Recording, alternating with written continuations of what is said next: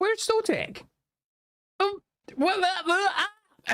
Sotek is not with us. At least, not yet. He's already messaged me to say he's on his way, so expect him very soon.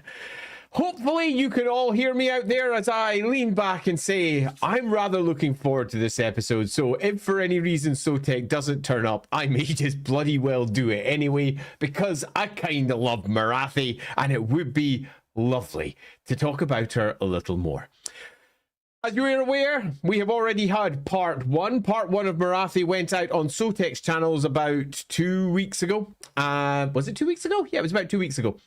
And we had a whale of a time because, well, we did something that was considered to be relatively controversial by many who were watching. And that's that we pitched Morathi as arguably one of the most important, if not the most important character in all of Warhammer Fantasy, which is quite a bold claim to make. And that's largely because she's a character whom, unlike most, has seen pretty much every part of what happened to the Warhammer world, right from the coming of the Old Ones through to the cataclysm that ends the world with the end times. So, yeah, in a rare circumstance, she's one of those few who've seen it all. But she's also one who has been fighting against the inevitable destruction of the world right from the very beginning. And she took what can be almost certainly described as a very controversial set of choices as to her way of resolving it, largely because everything else she attempted up to that point had been impotent and had completely failed. And as we discussed in the last stream, Morathi went from being this Cassandra-like seer who nobody believed, and transformed herself into an incredibly powerful witch who was capable of hopefully making a difference come the cataclysm. And then attached herself to the god that was Inarian, who was possessed by one god and wielded the blade of another god, and intended to use him to halt the great incursion of chaos that was underway with the cataclysm. But he refused to listen to her, went in a different direction, and ultimately died, leaving her distraught because she was fully aware of what was to come after. Even though the vortex had been put in place by Calador and his pals, the loss of magic from the world meant that the greatest weapon against the Chaos Gods, which was arguably chaos itself, had been taken away from them, meaning that they were now in a world that was going to head towards a slow decline and inevitable destruction. In the end, the vortex, as far as she was concerned, was a great error. And that leaves us with what's going to be today's stream, where we're going to be diving into the post-Vortex world, the world in which she heads over to Nagaroth with the Dark Elves to be, because they're not really Dark Elves yet, and sets her plans in motion to try and effectively stop the world from blowing up, which ultimately, as we know, are going to fail. It's a bit of an up and downy tale, because much as we discussed in our last stream, much as we discussed in our last stream, Morathi is a character who has been written by boys for boys, and a lot of her agency, for all it's hinted at and discussed in various places, is often stripped away so that she can be a vehicle for a big king to do big king things. And she's often a foil for other characters rather than necessarily being a character in her own right, even though the things that she says and the decisions that she makes are so massively consequential. As we discussed in the previous stream, she is responsible for establishing many of the Dark Elf cults that she ran, the pleasure cults, all of the dark underworld cults for a long time. And she also did a lot of other things from the point of view of, she started dark magic. She pretty much put that into place along with Hekarti. She has a big long tail. And we're going to be diving into that today. But before we do, and before the arrival of Sotek, I'll pick up a couple of the super chats that have come in before we go, so that Sotek doesn't need to worry about them when we pop in. First, Biofoot. Hi, Biofoot. I'm in the PNW visiting friends. Oh, so if you don't hear from me for a bit, just know that I blame the fishermen, as do I, and really love the show. Thanks, Biofoot.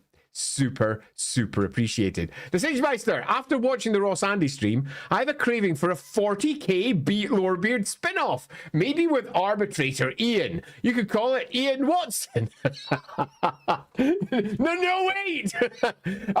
It's strange. After the Ian Watson stream, after the Ross Watson stream, I'll admit I also saw something similar. Lindsay's comment that Ross was effectively me in American form, but a bit different. You know, he's bald. I've still got hair hiding under here somewhere, maybe. Yep, there's still hair hiding under there somewhere. And I'm currently a little bit thinner than Ross, but only a little.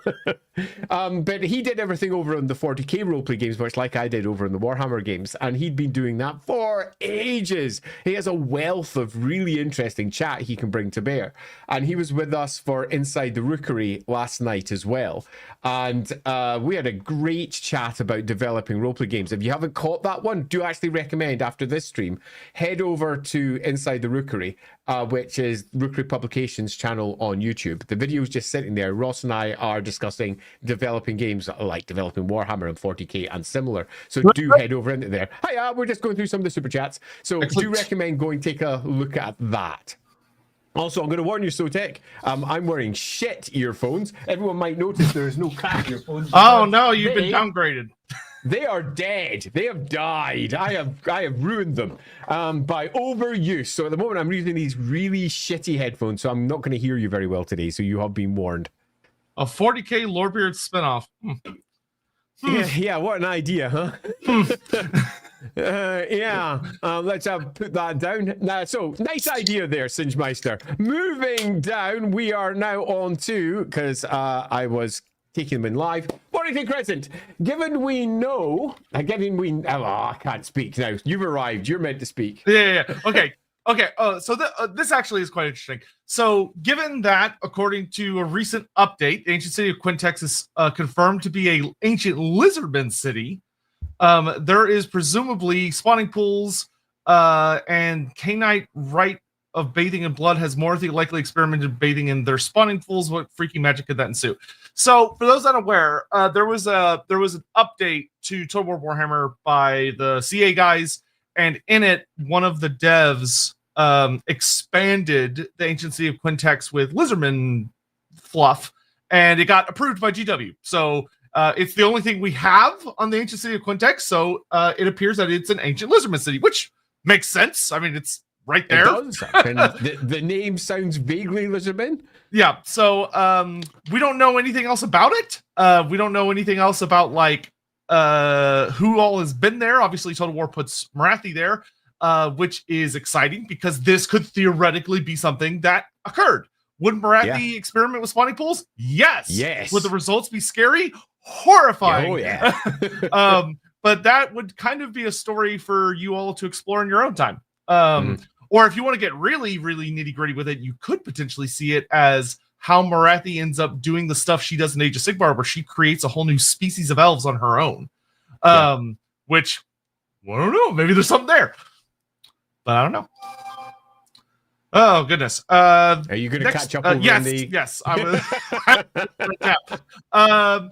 Did Morathi feel like she was special, unique, or a freak even because of her visions? Or was she just someone that was simply not blinded by compliance or indifference? So Morathi is a unique character in that she comes from a species that is in and of itself inherently magical. So being able to perceive some form of futures is not exactly that freakish, but hers kind of was, because she was seeing things that nobody else was. She wasn't using simple magic, which, as we know, is potentially influenced by the ruinous powers to be. She was getting her visions from another source, and that other source meant that she was seeing stuff that nobody else was seeing, and that's what made her unique or special or freakish, if you prefer. She saw something that nobody else saw, that nobody else was capable of perceiving, and that gave her a unique perspective. Of that there's no doubt, and nobody believed her. And she found that exceedingly frustrating. We know that. That's pretty much clear in the text. She found it enormously frustrating, and it was something she attempted to resolve for a long time and failed. We're probably talking centuries here before she eventually turned to a different source and started effectively trying to prepare for the great cataclysm that was to come, to prepare herself and any who would believe her, no one, for what was going to be coming. So she made pacts of all kinds with powers from beyond, but much like many elves, she had the almost towering arrogance to believe that she was somehow definitely going to be able to survive this with her soul intact. But that's just the Morathi way. Yeah, and it probably would have been heavily distressing to have other future gifted individuals, whether they were wizards or like people that or treated gods. with the other gods, like Malekith, for instance, likely disagreeing with her, which would have sucked. It would have sucked a lot. Morai Heg not seeing it. The goddess of fate herself, or at least not saying it. But when you've got goddesses and gods who claim to be able to perceive these things, claiming they don't happen, and little Morathi is left by herself saying, yes, they are, it's going to give Morathi a great well of contempt for these individuals. So you can see where a lot of her contempt for the gods and why she thinks she should become one becomes a core component of her later character. It's very much set up right at the very beginning when the gods themselves are denying the truths that she is certain are there. I mean, we've seen this in movies all the time. Someone who's certain that something's to come and they're perceived to be mad, insane, wrong, broken. And that's how the witch seer was perceived by others, as someone who was quite simply wrong and ostracized because bitter of it. brew. It is. It is indeed. Aberash, not to excuse the terrible things she's done, but I can empathize with the fact that she was ridiculed and people disbelieved her. Makes a person very bitter. Yep. Absolutely. And I think that's something that we should say at the beginning of the stream, because Morathi is a terrible, terrible, terrible, terrible person. Yep. She makes terrible, horrible choices. She does things that are, in many respects, absolutely unacceptable. But she believes she's doing it for the right reasons. She absolutely believes in her purpose. She absolutely believes that she's right. Our most compelling bad guys are bad guys who you can empathize with and understand. Bad guys who are just mustache twirling weirdos who just do evil things because they're evil, ha ha ha ha, as they cackle into the night, aren't very interesting, aren't very believable, and don't make very good bad guys. Morathi is almost the opposite of all of those things. Everything she's doing, she does for a reason, but the choices she makes are horrendous. But a lot of those choices, when you see each one in isolation, you go, oh, I get why she did that. Oh, I get why she did that. I get why she did that. And then you look at the end of it and you're like, holy shit, what a mess. What an absolute shit show. Yep. It's unfortunately just not much of a it's not much of a balm when you're on the receiving side of it. Biofoot. I'm up in the PNW. We've already done Biofoots. Oh. We can move on. Yep, I did that right at the beginning of the stream. Sensemeister, after too. Cool. Sean Schultz. What caused the Salon to awaken?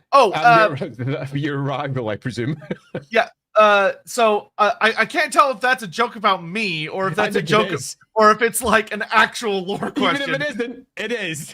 so I'm just going to cover my bases really fast. Of that, I was already awake. I was just taking care of a little family matter real quick. We're having everything happens at once in life, which is just bleh. But it's fine. It's dealt with. The day's moved on. But and if you're asking the lore thing, my favorite thing about the Salon will always be that they were all kind of in that waking sleep form until Mazda Mundi got pissed off so many times by humans of all things, that made him so mad in such a short amount of time that he finally just woke to full anger and shook off the malaise of chaos because he was just pissed, which is very understandable. It's a very relatable aspect of the Salon. Niastra, good afternoon, boys. I hope you're both doing okay now. Much love. Yeah, I think we're doing all right. Thanks. And yeah, doing good. Skylywag, how well traveled is Morathi? Seems like most of her story takes place on Ulthuan or Nagaroth. She is better traveled than the story indicates, but she does spend a lot of Morathi is kind of more often portrayed as kind of like the influence that causes the various multitudinous hands to go out across the world, reaching and grabbing for things. So she's often in a central point organizing a truly obscene scale of moving parts. So she often needs to be in a place where she could do that. And we're going to talk today a lot about the Tower of Grond and why it's so important, because it's not just a place. It's a very significant place. So and it very much speaks to who she is and what her entire raison d'etre is as well. Yeah, so you're not wrong. Like, Malekith is probably actually more well-traveled than she is. Malekith traveled the world and is noted as doing so multiple times. Morathi is noted for staying at home and ruling multiple times and being tried for being a traitor and various other joyous multiple things. times, yeah. But loosely, she's known for that. But it's also worth noting that she is, and as much as this is going to sound like a bollocks excuse for saying this, it's the truth. She is a Warhammer special character, which means she has fought all over the world. Whenever they have a special character, the general assumption of these special characters from the army list is that they can turn up in armies anywhere in the Warhammer world and be used. You want to play the Empire army versus Morathi? Sure, let's go with it. You want to play Wood Elves against Morathi? Sure, let's go with it. And whenever they speak about a Dark Elf army and they decide the Dark Elf army this week is going to be attacking Lizardmen, they make a story. And typically, it will include one of their special characters. So Morathi, yes, she's attacked Lizardmen. And Morathi, yes, she's attacked Wood Elves. Morathi, yes, she has. And in fact, you can say this for probably every faction in the world. She has probably been everywhere, but her base of operations is Grond. Yep. And y'all let me know if that audio level is a bit better compared to Andy's. Turn myself down a little bit. Grey Lotus, what were the races' relations to the old ones if known? They're not really known that well. The old ones are kept very...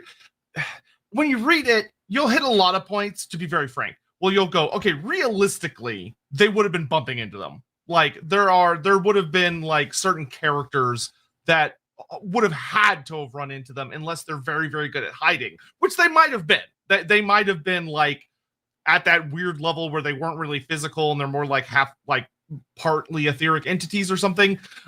So they might have been hard to perceive, but it's the written stuff says nobody really ever saw them except for like the first generation Slon, which implies something. But then you have other records that talk about them being seen, flying across the sky and doing shit.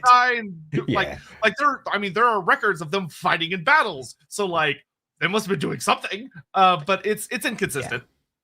Yeah, so this is an unknown question. I agree with everything Sotek says. My only additional part is that the answer here is probably never going to be known because it's part of the mystery of the old ones. What were they doing? Why were they doing it? What was going on? The core relationship that the old ones tend to have with almost everyone in the old world is one of two things. Well, Warhammer world, pardon me. On one side, it is they went to war with them and they used the Lizardmen to do it, so thus no direct relation. Or on the other side, they uplift them as scientist sorcerers, and they often use other species to do that for them too. They are, broadly speaking, the unknowable observer that sit on the outside watching as their servants do their work. So the relations to all of them are weird, uncertain, and unknowable, and will probably always be there. Yeah, if you want more details, go check out our Old Ones Lorebeard stream where we went over all of them and like we talk about a lot of the weird inconsistencies there. Chaotic Monkey, my wild theory is that AOS Morathi Kane sent her past self the visions of the Cataclysm because she knows it paves the way to her godhood. I don't think that's a terrible idea, although the Kane connection to it makes it weaker. Because Kane presumably would have been in it from the get-go as well. And would almost certainly have been pushing certain things. But then you could argue Kane was. Kane provided her with the Cauldron of Blood. Kane provided her an enormous amount of support that turned into an entire species, entire race, pardon me, of elves that were pretty much worshipping Kane primarily. So you could argue this happened. It wouldn't be a terrible choice to make, Chaotic Monkey. Yeah, it's I like to keep a little bit of separation between my AOS cake and my Warhammer Fantasy cookie, just a Me little too. bit. But if you wanted them to be like a flush, continuous setting, this could work really well. Yeah. Yeah, it works really well, particularly given that we know that time in the Aether is not as simple as we understand time to be in the real mortal realm. So yeah, totally makes sense. You could go with Charles that. CK, ask viewers. Oh god, yeah, I have to do my research into this because I've been seeing this around. I don't even understand what I'm looking at yet. What is it? So YouTube's introduced some bizarre new feature that called restricted mode, where like if it's on by default, and when it's on by default, it doesn't show you most of the things you want to see on YouTube. Instead, it shows you what they want you to see, but it mostly results in you seeing old content, not new content. It's really weird, and there's already a lot of discussion going on about how it's potentially going to hurt a lot of people, creators and stuff. So that's fun, but I will be looking into that today, actually, and if I can find like good evidence and everything, then I'll post up stuff on all the Discords about how to turn it off for people that want to. Cool. So might be worth being aware of that out there, because we might vanish from your notifications. And that's why you should join our Discords, because that's not a thing on Discord. Yeah, absolutely. Do join our Discords and our patrons as well, because I've mentioned every single one on Patreon is totally free over on Patreon. And I think I'm only 6 members away from 1,500 folks over there. Woo! So if we can get over that during the stream, that would rock. Because it's free. just been nice to see Patreon build up. It's been nice. Yep. Plus, there's a bunch of articles on there that you can just like take time to like chill out and read, and they're super fun. Highly recommend those. Yeah, 6 members away from 1,500 over on Patreon. Bloombull972, tried on Discord, trying here. Can you announce a Bretonnia special episode? Please say yes, even if it's a lie. Yes! It's my birthday. Yeah, sure. Yeah, absolutely. And so I assume that's Sorceress Lost in Bretonnia, in which case, happy birthday. I hope you're having Sorceress. a great birthday. And yeah, absolutely. Yep. Yes, definitely. Yeah. Emerson Fire. How did Morathi and Bellacor interact pre/during the Cataclysms? I remember a previous Lorebeards, one of you, probably Andy, suggested he could have or might have been an elf. Could be anything. Morathi and him have an untold story. So I'm going to cut in and say, should they have interacted? Yes. Did they? Okay. Bellacor should have been one of the most important figures in the Cataclysm. There is nothing written about what the hell he was doing during the Cataclysm, other than he was vaguely making a demon empire and kind of basically says, basically it's like he was off busy like, jerking himself and having a great time. And that's it. So the answer to this is absolutely, demonstrably, and categorically yes. We could not push this one stronger. There is an untold story. Is Bellacor the first demon prince an elf? Fuck knows. He could be anything. The name Bellacor, of course, is particularly elven, but the elvish language is particularly demonic. Because they both draw from the same core, the same source language. So there's absolutely no reason to say that Bellacor definitely would be an elf, unless for some bizarre reason Bellacor is his original name. Then you could argue, maybe, yeah, sure. Which would be very funny if it was. It would be very funny. So would him and Morathi have an untold story? Almost certainly, yes, because he predates the Cataclysm, almost certainly. And during the Cataclysm, he rises to become a god. That definitely happens. And during the Cataclysm, he's fucked over, which also by the end of it definitely happens. So there's a whole story there that's untold. Yep. Dumbo, love the streams. You're both an inspiration and font of knowledge. Well, thank you so much. Any tips for role-playing dwarfs? Spelt right this time. Nicely done. Well Good done. job. And elves, spelt right. to make them feel a bit more unique than just short/pointy humans. Cheers. I'm going to go with first. Thank you so much. That's very generous. Yeah, very generous. Thank you very much. Thank you very much. Enormously appreciated. I'm going to not wax lyrical in this because this is not a dwarf stream. So I'm just going to focus on one thing. And that's make your dwarves very literal, non-metaphorical, and direct. And make that a cultural norm, and make it that they find the opposite difficult to understand. And by that, I would take as a baseline, think of people who are neurodivergent. and how neurodivergent people have got a different baseline to everybody else as to how they perceive the world. People who are autistic, and depending on where they are on the spectrum, will respond to social cues and the world around them in different ways.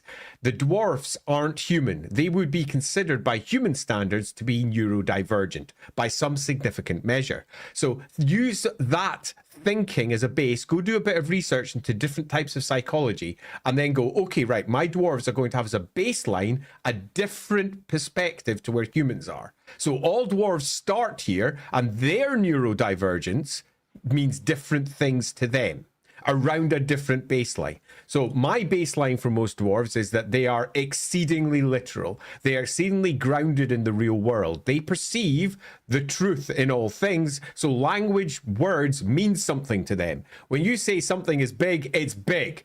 When you use a metaphor that suggests something else that is big means that it's big, they think you're talking to the something else, not the thing that's big, because words mean something to them. Their runes directly mean what they mean, and they don't go deep into metaphor. And using that as a baseline means that you can have your standard gruff dwarf or whatever, moving through the world, making assumptions and choices that are completely different to the elves, to the humans, and everybody else, because they perceive the words that everyone's saying in a different way, and they have to really learn hard how to understand other people at their level, in the same way that people that are neurodivergent in our world, humans that are neurodivergent, have to learn how to mask, how to pretend to be something that is different to them to fit in with everyone else. They're an entire world of neurodivergent people, in the same way that elves are an entire world of neurodivergent people by human standards. But for them, it's the norm, and it's humans that are neurodivergent and weird. And what I would add is don't be afraid to play around with the physicality. Like, allow your players to feel different than humans. With like messing around with rules a little bit, like with dwarves, they should have really they're so much more broad than people think they are, and their hands are huge, but they're also really able to work with very delicate tiny things. Like when you would see their hands, they're going to be so much bigger than human hands. You think, oh, they can't possibly like pick up and tinker with really tiny things. But they're way better at it than humans. And it's eerie in kind of a weird way. You know, think about the way of like, if you're dealing with especially non-imperial dwarfs, like dwarfs that come from a Karak or traditional dwarf background, how if you think about like, if you're a person and you go into like a claustrophobic space, or you go into a cave where you can really feel the anxiety of it pressing down on you, dwarfs are the opposite, where when they're out in the open, a lot of the times they feel like they're going to, like, they know they won't, but there's that anxiety of like, it's so open and they're exposed at an angle they're not used to being exposed on, and they feel like they could just fall up into the sky. Like that level of pressure they're used to having on their senses isn't there, and it can make them kind of stressed out and a little weird. And they might prefer, like, you know, when the party's like, oh, we could camp out under the stars, they're like, no, we should camp in like something where there's something over my head because I'm uncomfortable. But just play around with things. You know, they tend to have like a much more strong sense of touch and hearing and sight than humans do. Mm-hmm. And with elves, we're talking a lot about elves today, but we've waxed a lot about this on prior streams as well. For dwarves, I'd say go check out the Slayer stream for a lot of great details. And for elves, we've done a lot of elf streams. So just pick your poison. But thank you very much. Appreciate it, Dumbo. Charles CK, do we think Marathi knew AOS or something like it was going to happen, or just as far as the original End of the World? I'm pretty certain that what lies beyond is not really within her ken, because if it was, she might not have been panicking so hard, because she survives it. Because she is panicking hard. Having said that, though, come the end times, which, by the way, her writing the end times fucking sucks. But Indeed. Come the end times, we'll talk about that today. We're going to be talking about that today.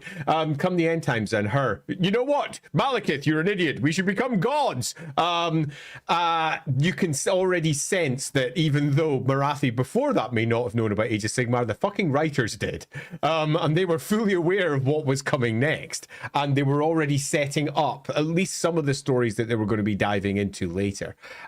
So whilst Morathi definitely didn't beforehand, it would be fair to say that come the end times, she had a pretty damn strong inkling that she needed to be in a different position if she wanted to survive. Yeah, I would Andy does a really good job demonstrating this if you watch the LAWhammer show. I can't remember I think the episode is literally called The Storm of Shemtek. The That storm. if you check it out, it talks about how there's like a point where basically everything in the Warhammer world that has the capability of seeing the future realizes there's a moment where it stops. And to put it bluntly, that's how the end times very much treats it.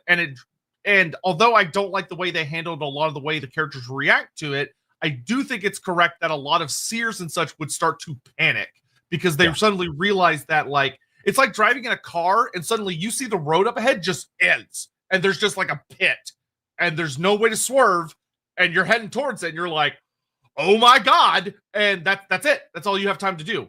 In some respects, I'd say it's worse than that because it's not even a pit, because a pit is something. A pit is something you can immediately imagine what's going to occur, which is you're going to fall into a pit, and pits suck. It's much more. It's just dark.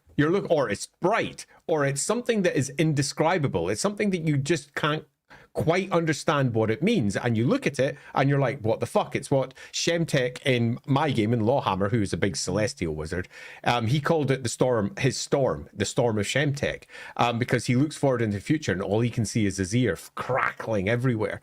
He can't see anything beyond it, and it makes no sense to him. So yeah, that's a fun episode. Storm of Shemtek's also a standalone, so you can watch Storm of Shemtek pretty much without watching anything else. Yeah, you can and watch it with no explanation.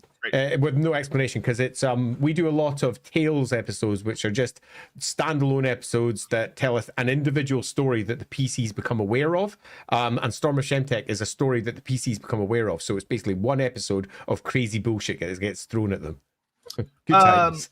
All right, we're going to do this one, and then we're going to get well, okay, we're almost caught up. We'll get caught up. We've already done sort of an intro already when you were arriving, so all we really need to do is just dive in. So we can probably do another 2 or 3 super chats, and then we'll just dive straight into the Marathi chat. Lord Inquisitor Seru, I have 5 questions. Forget the odd number of CAD, trying to do it as shots of 10. Well, thank you very much for the support. First question, what happened to the Bretonnian male magic-capable children when they were taken? So... This is mostly kept as a mystery, but there is one story. There's one story that just answers it, which is The Court Beneath by Phil Kelly, which was released as part of the Hammer and Bolter lore series, which was a really cool thing GW used to do back in the day, where it was basically kind of like a magazine that was pure lore. That was it. It didn't have tabletop rules, didn't have painting. It was just lore. And you can find all of them on the Black Library website as purchasable ebooks or PDFs or what basically. And what's essentially revealed is that they're all taken, and the lady basically makes them into like her elite honor guard is probably the best way to describe them. And they're just really, really scary, magically inclined warriors that ride on like kelpies. They're pretty cool. They're an end time unit that never happened. We should have had Alarielle coming to the world, and the lady herself appearing before her people, the Bretonnians, come the end times, and leading them into the great war against chaos. And along with them should have been the children's, the scions of all the royal bloodlines of Bretonnia for the last 1,500 years or whatever, coming back.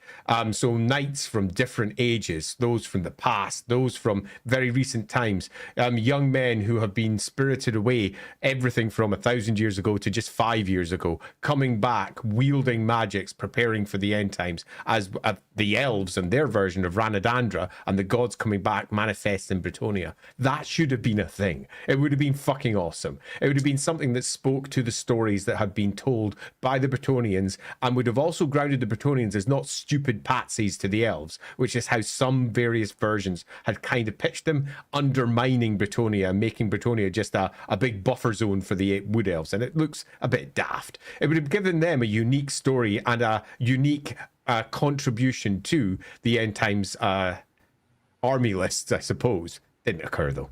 Nope. That's a damn shame.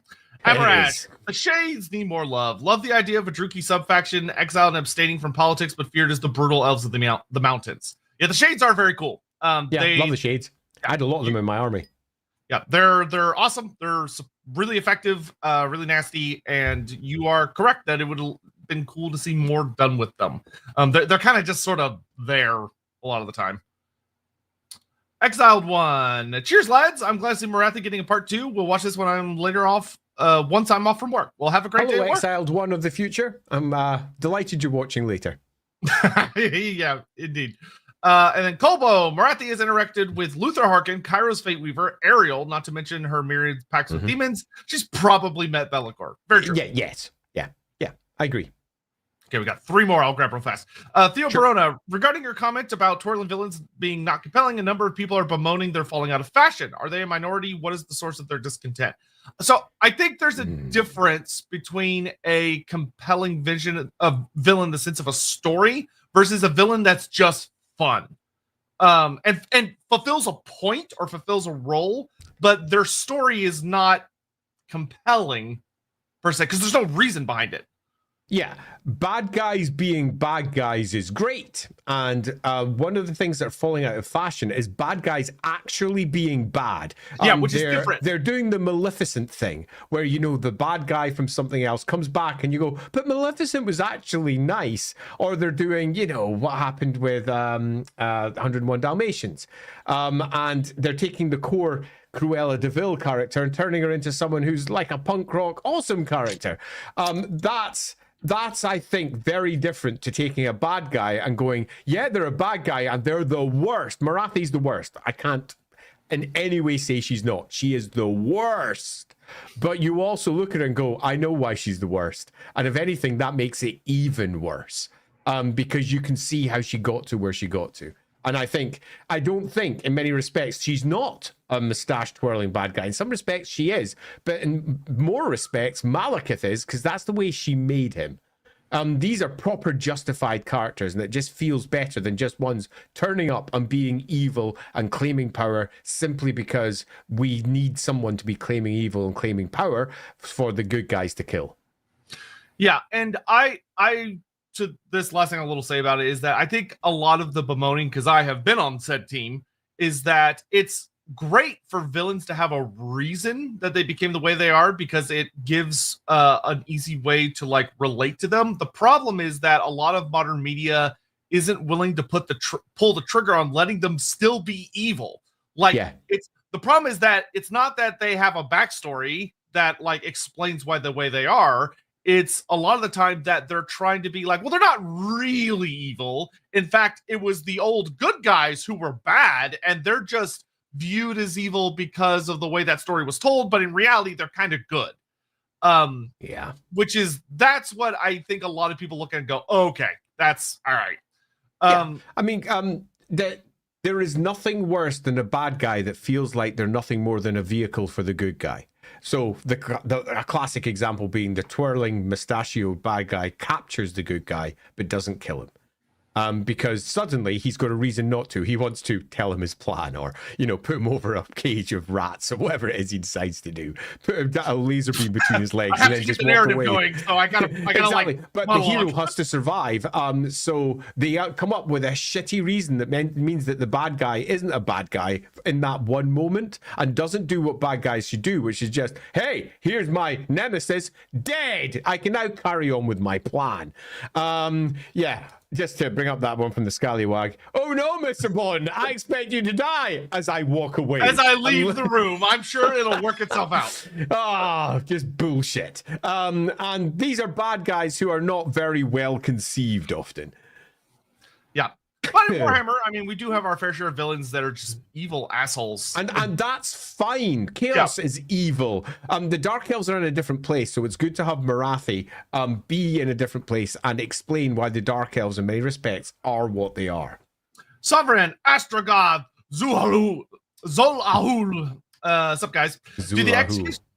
Do the executioners listen to Morathi at all, or anyone else other than Hellebron, and stay in the city or Harkonnen? They're not stupid. They will listen to the appropriate person that is above them politically. They're not idiots, because that's how you get killed. So we're going to be discussing to a degree the loss of the Cult of Cain from Morathi to Hellebron. And there is more than one position where it makes it quite clear that this is by Morathi's design, because Hellebron has to be more powerful for a variety of reasons. But equally, it means that she loses power and a great deal of face. So there is a question here, which is, do they listen to her? And the answer is yes and no. It depends on the circumstances. What's happening? What are the politics of the moment? Where are they? Who are they paying attention to? She is, no matter what you say about her, the leader of Grond, the mother of the Witch King, one of the most powerful Dark Elves in existence. She is extraordinary. So saying no to her is always a choice. Not a smart one, but it is a choice. Yeah, it's a choice. I'm sure there has been someone over the thousands of years that went, oh, I could get brownie points with Helibron right now. And then they got exploded by dark magic. 21CS, greetings, fellas. Question: Dark Elves have hag sorceresses. Kislev have hag witches. Is there a connection besides the word hag meaning old magic woman? No. Yeah, that's it. No. There's not. I know. I named the hag sorcerer, the hag witches. I know why they're called hag witches. Nothing to do with dark elves. Now, could someone later add it? Yeah, sure. Yeah, we're still waiting on that one. No. Until someone does it, no. Lord Inquisitor Seru, male Bretonnian mages again. If they were spirited out of Bretonnia before they were snatched up, would they still be snatched up from somewhere, say, like the Empire? No. No, yeah. If they get out, they're out. Yeah, they're out. And this happens in multiple places in the lore. And you've got to remember, the snatching up is not infallible. It doesn't catch everything. It just catches most. Yeah, and it's usually a physical mortal thing that comes to get them, like a damsel or the Fey Enchantress herself. Fey Enchantress herself, yeah. Which are avoidable. Yep. And some run away and get away when they're being pursued. There is good stories there, effectively. Yep. Acting Zebra, thank you for the background to the most productive 3 hours of housework in my week. What do they farm in Nagaroth? So this is something that is often alluded to but never detailed. Of that, there are great farms. There are great producers of food in Nagaroth that are run by all of the slaves and everything. What specifically they're growing, I don't know. Yeah, every once in a while, a writer comes along who goes, shouldn't we have farms? And they go, often this, and there are farms somewhere with slaves on them, oh yeah. And they move on without too much thought. And that's about all that happens. The background for Nagaroth makes it hard because it's the land of chill and there's a permafrost. But beyond that, because of the Dark Elves' influence there for the last so many thousand years, it's also absolutely soaked with dar, meaning that everything is corrupted in some fashion or another. It is not the best cropland you've ever seen by any stretch, but Dark Elves are, and let's not run away from this part, elves. And elves are masters of magic and masters of manipulating the world around them in ways that you might not expect. So could this occur? Yes. Does it occur? The answer is yes, because they have to be fed. They don't just eat cold ones. They don't just eat manticores that happen to have flown by. They have large populations that require a great deal of food. So they have farms. It's mentioned in multiple places. Come from somewhere. Okay, exactly. They have to have them. So I did this for multiple versions of my roleplay game, and I justified what they did with various slaves and the sort of crops that they had, but it's never really hit any major book. I was going to write about it once. I even wrote a piece about it about 20 years ago because I was commissioned to write an elf book, and I'd already written about a third of the dark elf part, and I'd written this material up, but Games Workshop moved the roleplay game from being in-house with Black Library to out-of-house as a licensed game, and I was working directly for Games Workshop, and they no longer had the roleplay game. I was like, so what do I do with all this? And they're like, we don't need it anymore. And I was like, oh well, that's a thing that'll never get used. So I used it in my own games. But yeah, there are farms. They are not well detailed in the actual printed lore. No. Brock 6000. Does Morathi have similar disdain for all gods, similar to Nagash, or still view some of them with respect or reverence? That is an interesting question that would require you to get into Morathi's head. She has significant ties to Cain, And I mean significant. She has significant ties to Hekarti. She has significant ties to Hekarti. In fact, you could argue that all of the underworld gods are, to some degree, tied to Morathi.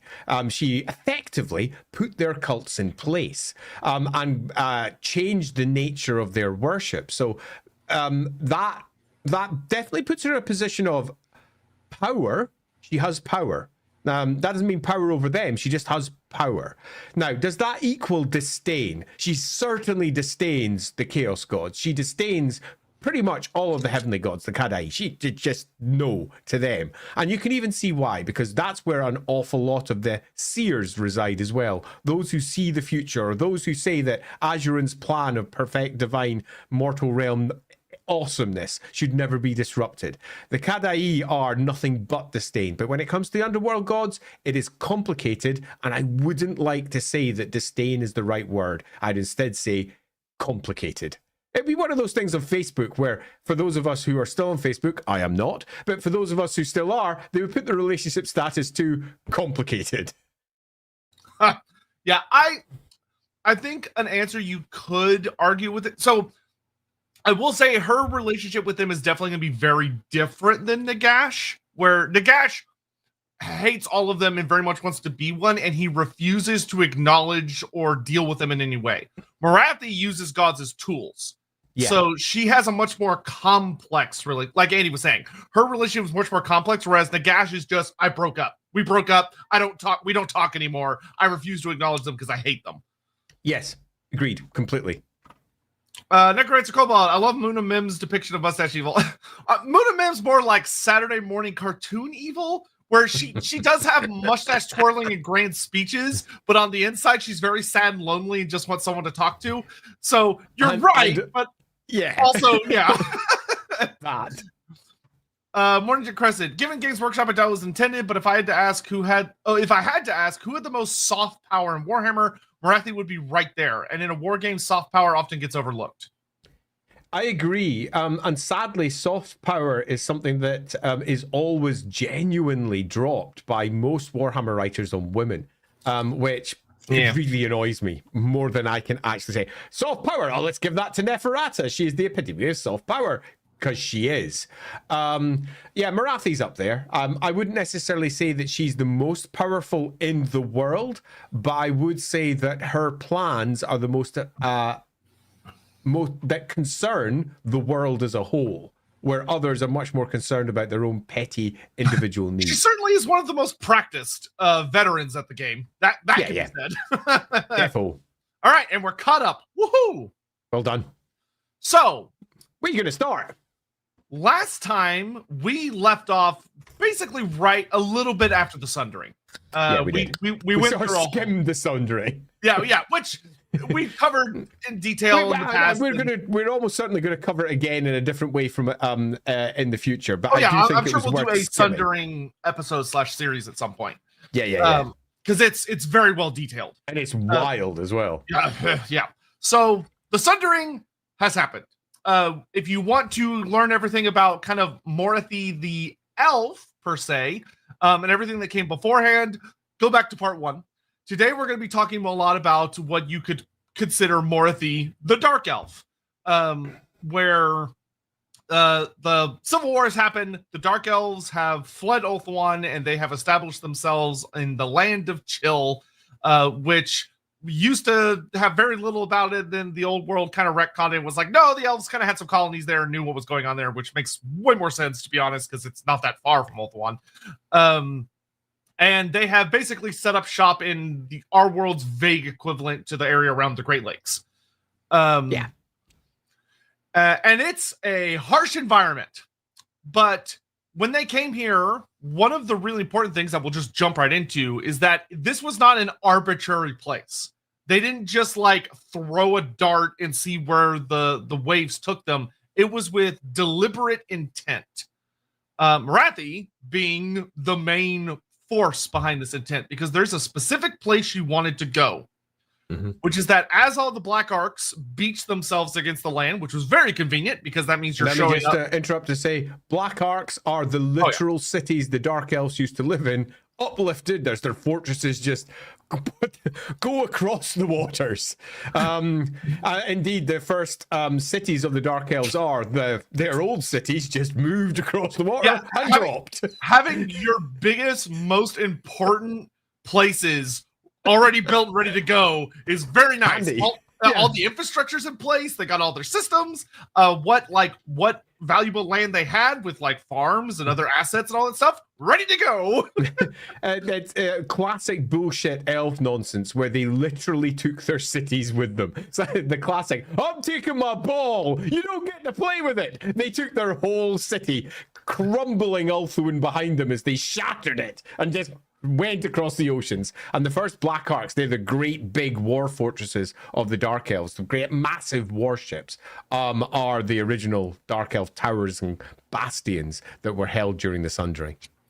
Yeah, so as these great fortresses are, magic's being used to functionally kind of rebind them to the land, because these would go on to become Nagaroth, Harganeth, and a lot of the well, maybe not Harganeth, but a lot of the port cities. So Nagaroth, ports. I can't remember all of the ports off the top of my head, but look at a map. Carcharodh. Yes, Carcharodh's a good one. Yeah. Pick one off the top of my head. Yeah, so as that's happening, Morathi leads a group of various sorcerers and sorceresses at this time, because they still have sorcerers at this point. They have sorcerers just now. And she leads them a little bit north into... quite far north. Yeah, well, it's grand scheme. But there's a mountain range that separates the Land of Chill from the Chaos Space. And this Morathi leads them up into these mountains because what she kind of reveals at this point is that on top of these mountains, there's a specific region that when you're up there, because of where it's positioned, it has this really perfect resonance essentially with the winds of magic and seeing into the realm of chaos itself. It's almost like, imagine like if you're someone that wanted to go look at like the stars and you just know the perfect place that when you go out to, it has the most brilliant, perfect, beauteous view where you can examine all of the greatest details. There's no light pollution, there's no interactions, there's no planes, there's no satellites there, and you know this spot. Morathi knows this spot, and she basically comes up with the, I am going to have a tower here. Get to work, because it's worth just add a small detail on that. It's worth noting she's a seer. I know the perfect spot is very, very obvious where it comes from. She's a seer. She knows exactly where to go. And what she's looking for is something that all seers are looking for. The best scrying bowl. The best thing to tell the future from. Her perfect cup of tea that gives her the tea leaves that she can later on read.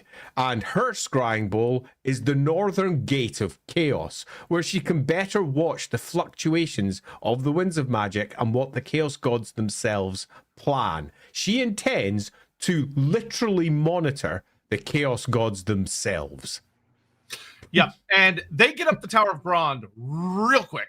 And the Tower of Grond is not just a vault of some of the most dangerous and powerful, horrific magical artifacts in the world. It's not just a place where demons uncounted have been bound into like the very stone and all sorts of other nastiness. It's not just an incredibly powerful defensive fortress.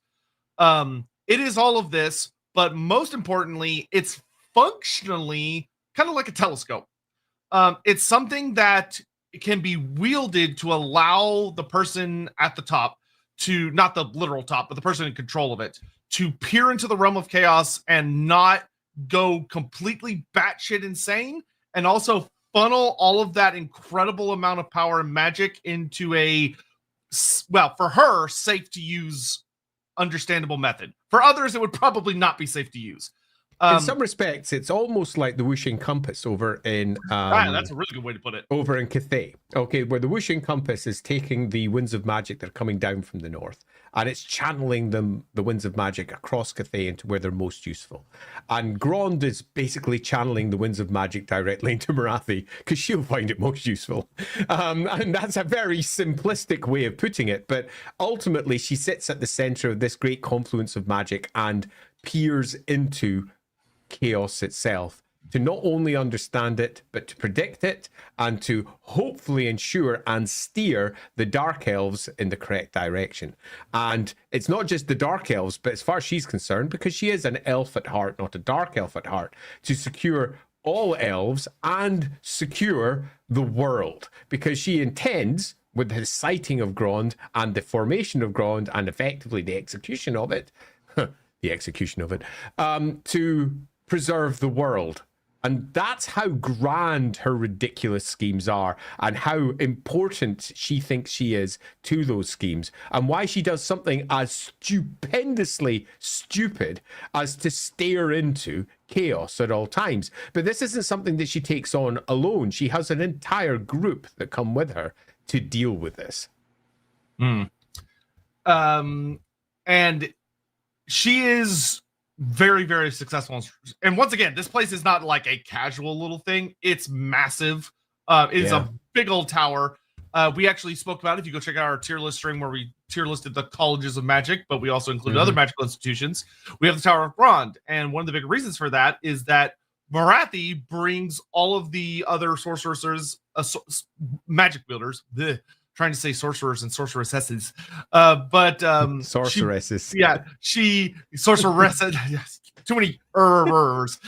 She brings them all together, and this is a place where they can learn at her feet, and also their own methods contribute to hers. And she establishes what will come to be known very, very soon as the Covens.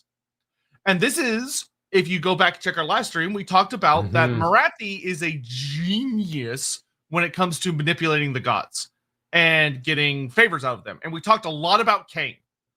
This is where she gets hook, line, and sinker Hekarti, because she basically takes the Coven of Sorceresses of Grond, or the Covens of Grond, is literally just the Cult of Hekarti, because there are 6 of them. And to make sure we understand this nice and clearly, Hekarti is the Dark Elf god, and I'm saying Dark Elf in particular because it's the underworld gods. It's the Elf god in truth, but the Dark Elf god of magic, in particular, dark magic. Hekarti establishes dark magic, presumably alongside Morathi. And dark magic is created by Hekarti, the great weapon against chaos. Chaos use dark magic as well, but chaos use chaos magic. That's their great one. Nurgle magic, Slanesh magic, Tzeentch magic. Hekarti made dark magic. Chaos picked that up too, which is why chaos used dark magic also, but it's a creation of the elves. It's a unique thing. It's not like high magic, which was distilled and messed around with by multiple species. Dark magic comes from Hekarti, the goddess of dark magic, and ultimately Morathi. She is the first one to ever use it, and she teaches it because she's literally the boss of dark magic. So this ends up heavily securing that goddess's favor, because Hekarti is Hekarti, to put it very simply, is a very desperate god in some senses for the affection and the worship of the elves. She desires She loves the elves. She does. And Yeah, unfortunately, they don't tend to love her back that much. Especially, she does dark magic. Yeah. And her sister, the goddess of pleasure, tends to be much more beloved by the elves. Sex, drugs, and rock and roll, man. Yeah. Dark magic and cackling. Sex, drugs, and rock and roll. Who's going to win? So Morathi is able to fully just bring Hekarti completely on board. And each, and for those that don't know, Hekarti has 6 arms, each of which holds an artifact. A sacred artifact. A sacred relic to her. And so each of these branches of the Cult of Grond is significant to an aspect of Hekarti's 6 aspects. And so Morathi now has built up this really core thing of power. And this is where we start having various things happening in the background, where you have like Malekith learns very likely from his mother, and likely very deliberate on her part, a prophecy. That this prophecy foretells of a great warrior, a great notable individual of the Warhammer world who will be cast down and killed by a man that wields magic. And Malekith, at his mother's prodding, and this comes off as very deliberate. Malekith is basically poisoned against the idea of having male sorcerers. Yeah, completely. And it's hard poisoned. Malekith listens to his mum for good reason. Up in Grond, which becomes the Tower of Prophecy for, I think, pretty obvious reasons, their entire job is to perceive what's going to come to direct the Dark Elves in the right direction. Malekith is told by his mum, who has been telling him things his entire life, that he is likely to be killed by a male sorcerer. It's going to happen, dude. Here's the prophecy. This is from us. We know our shit.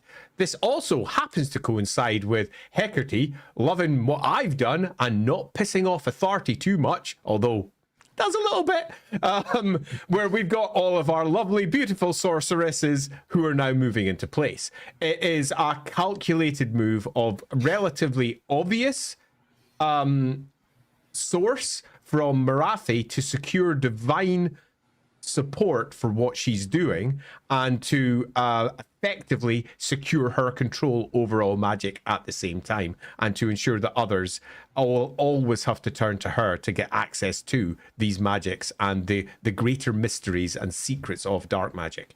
I mean, well done, Morathi. And if you want an external support to this, what happens with this prophecy? Fuck all. Could they have done something with this prophecy in the end times?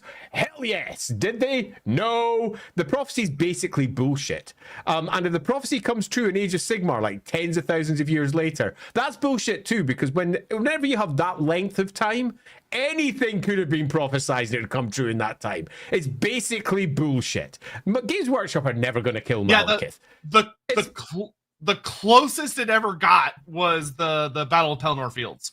Indeed, and even then, bullshit. It never happens. It never happens. So, cut a long story short, this is Morathi utilizing her position to secure what she needs to secure her power base, and all of that is needed to secure which is her ultimate goal, which is the very best sorceresses, all under her control, all working towards one goal, which is effectively prophesizing the future and kicking Chaos's butt.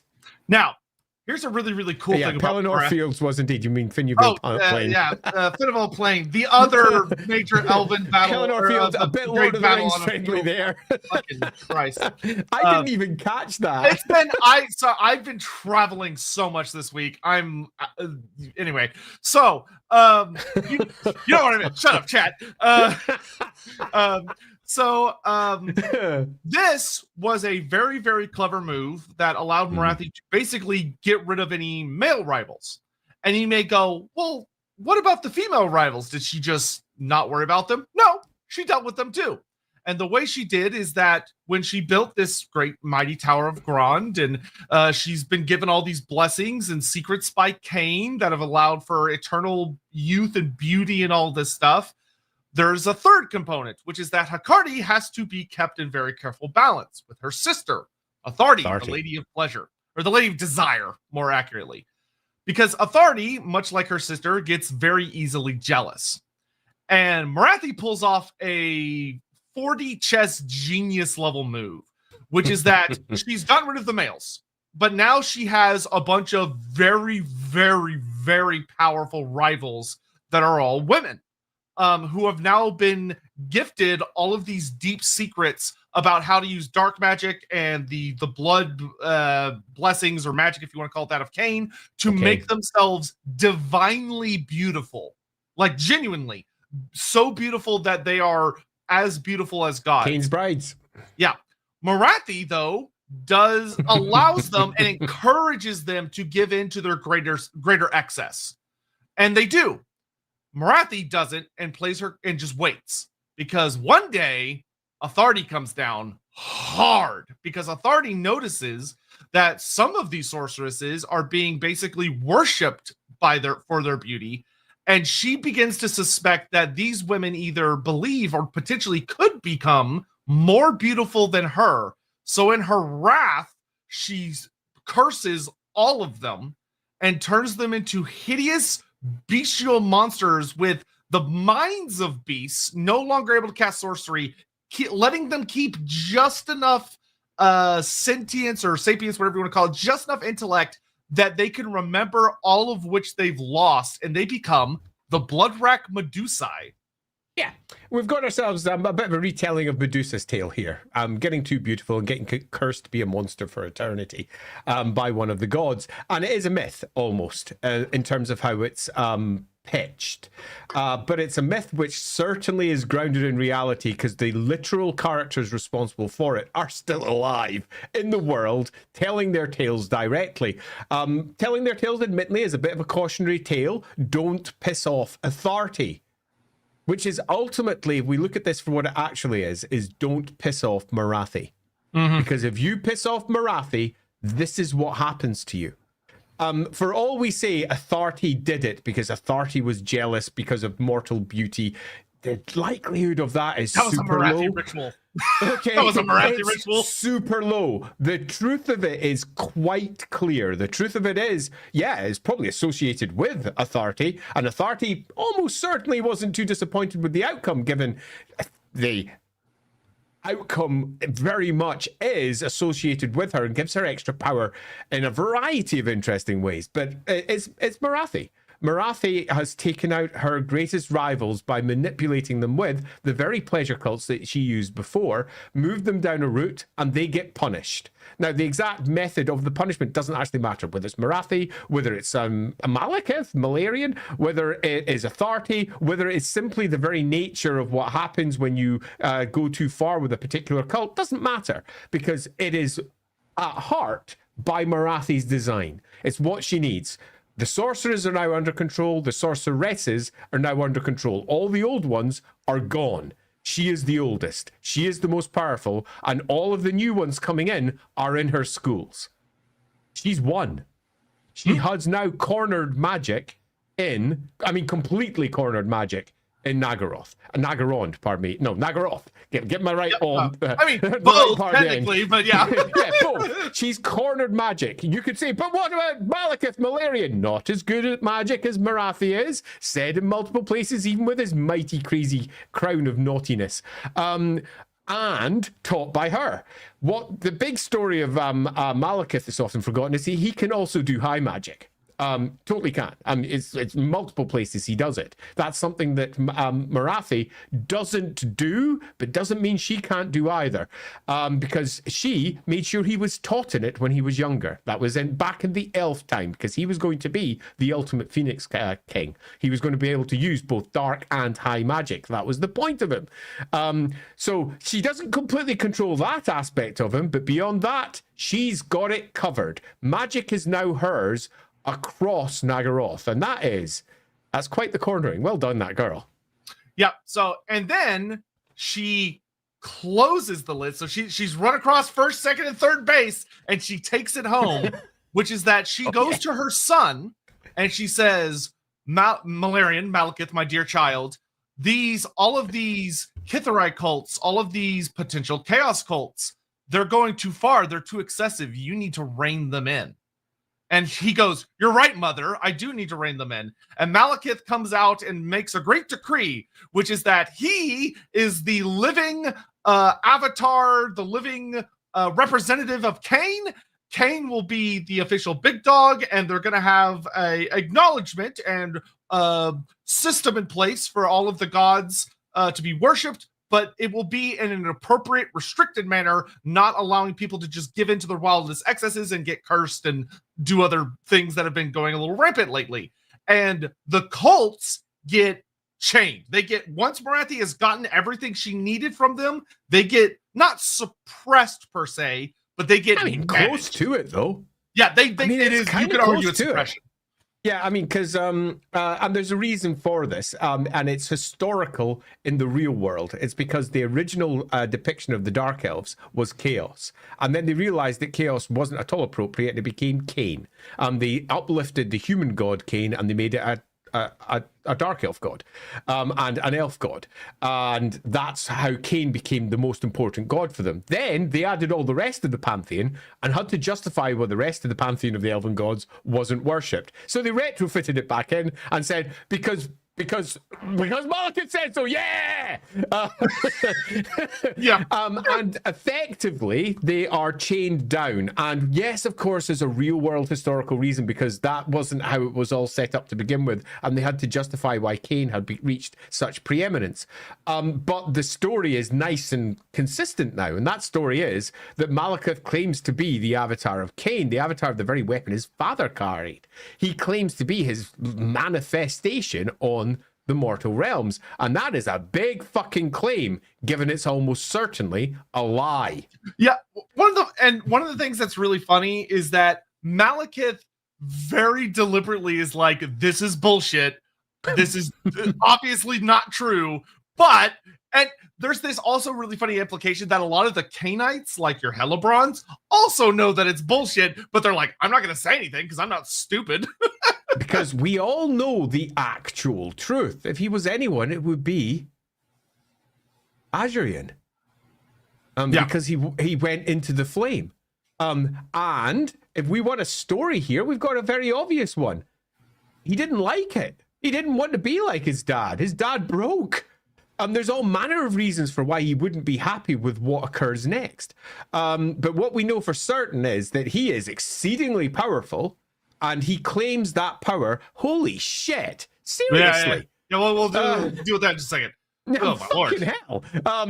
We'll get to that in just a moment. I'm slightly stunned. He is exceedingly powerful, and he claims that power comes from Cain, which is a dangerous boast to make when it's a lie, and it is a lie. There is no doubt about it. It's a lie. We have multiple examples of others that Cain favors later, and almost certainly could be an avatar or some equivalent coming through for Cain, and it ain't Malarian. It ain't Malekith. He has his power from a different source, but that means we have a story here that's not told. Why can he claim it and not be punished? And we know the answer. His mum and Cain are like this. They are like this. And his mum goes, hey, Cain, I want to do this because we need to justify why my son is the way he is. I'm going to have him claim this, and it will neatly tidy up all the problems with everything else. And it will really help everything land. And Cain's like, yeah, war, yeah, let's do that. I don't care, bitch, let's go. Woo! And away they go. Malekith is not punished. Malekith is not Cain's avatar, but Malekith is ridiculously powerful. Yeah, and you can very much see that Cain, Cain is given the preeminent cult status. He is Harganeth is almost entirely dedicated purely to him, and he eats good. There is clearly an understanding reached on some level that leaves ritual after ritual after ritual after ritual. And Morathi doesn't stop doing that either. She's throwing all manner of shit towards Cain too. Across all of Nagaroth, Cain becomes the center of the majority of Dark Elf interest and Dark Elf push.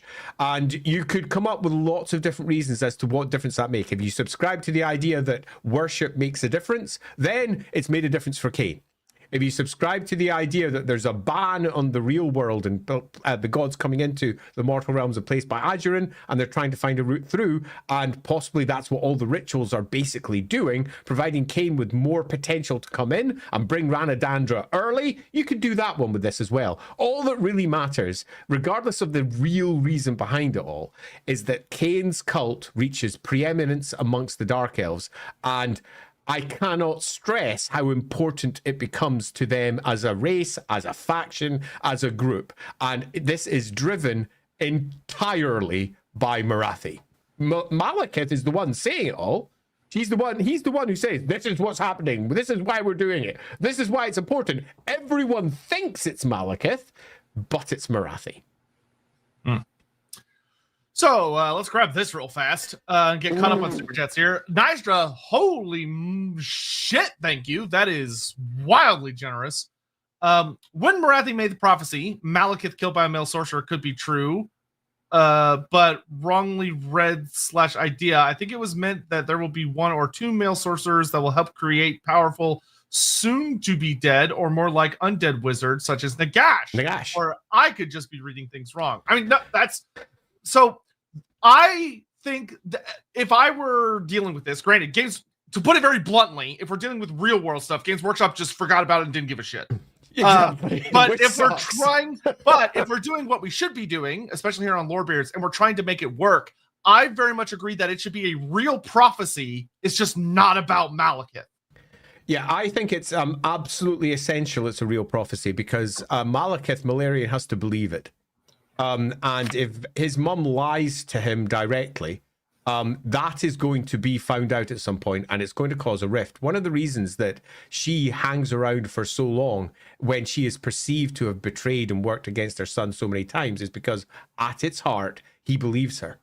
He believes in her purpose, and he believes that she will guide him in the correct direction. If she didn't believe this, Grond wouldn't exist, because he wouldn't believe all the prophecies that come from the Tower of Prophecy. He believes what they offer, which means there has to be some truth in this. There just has to be.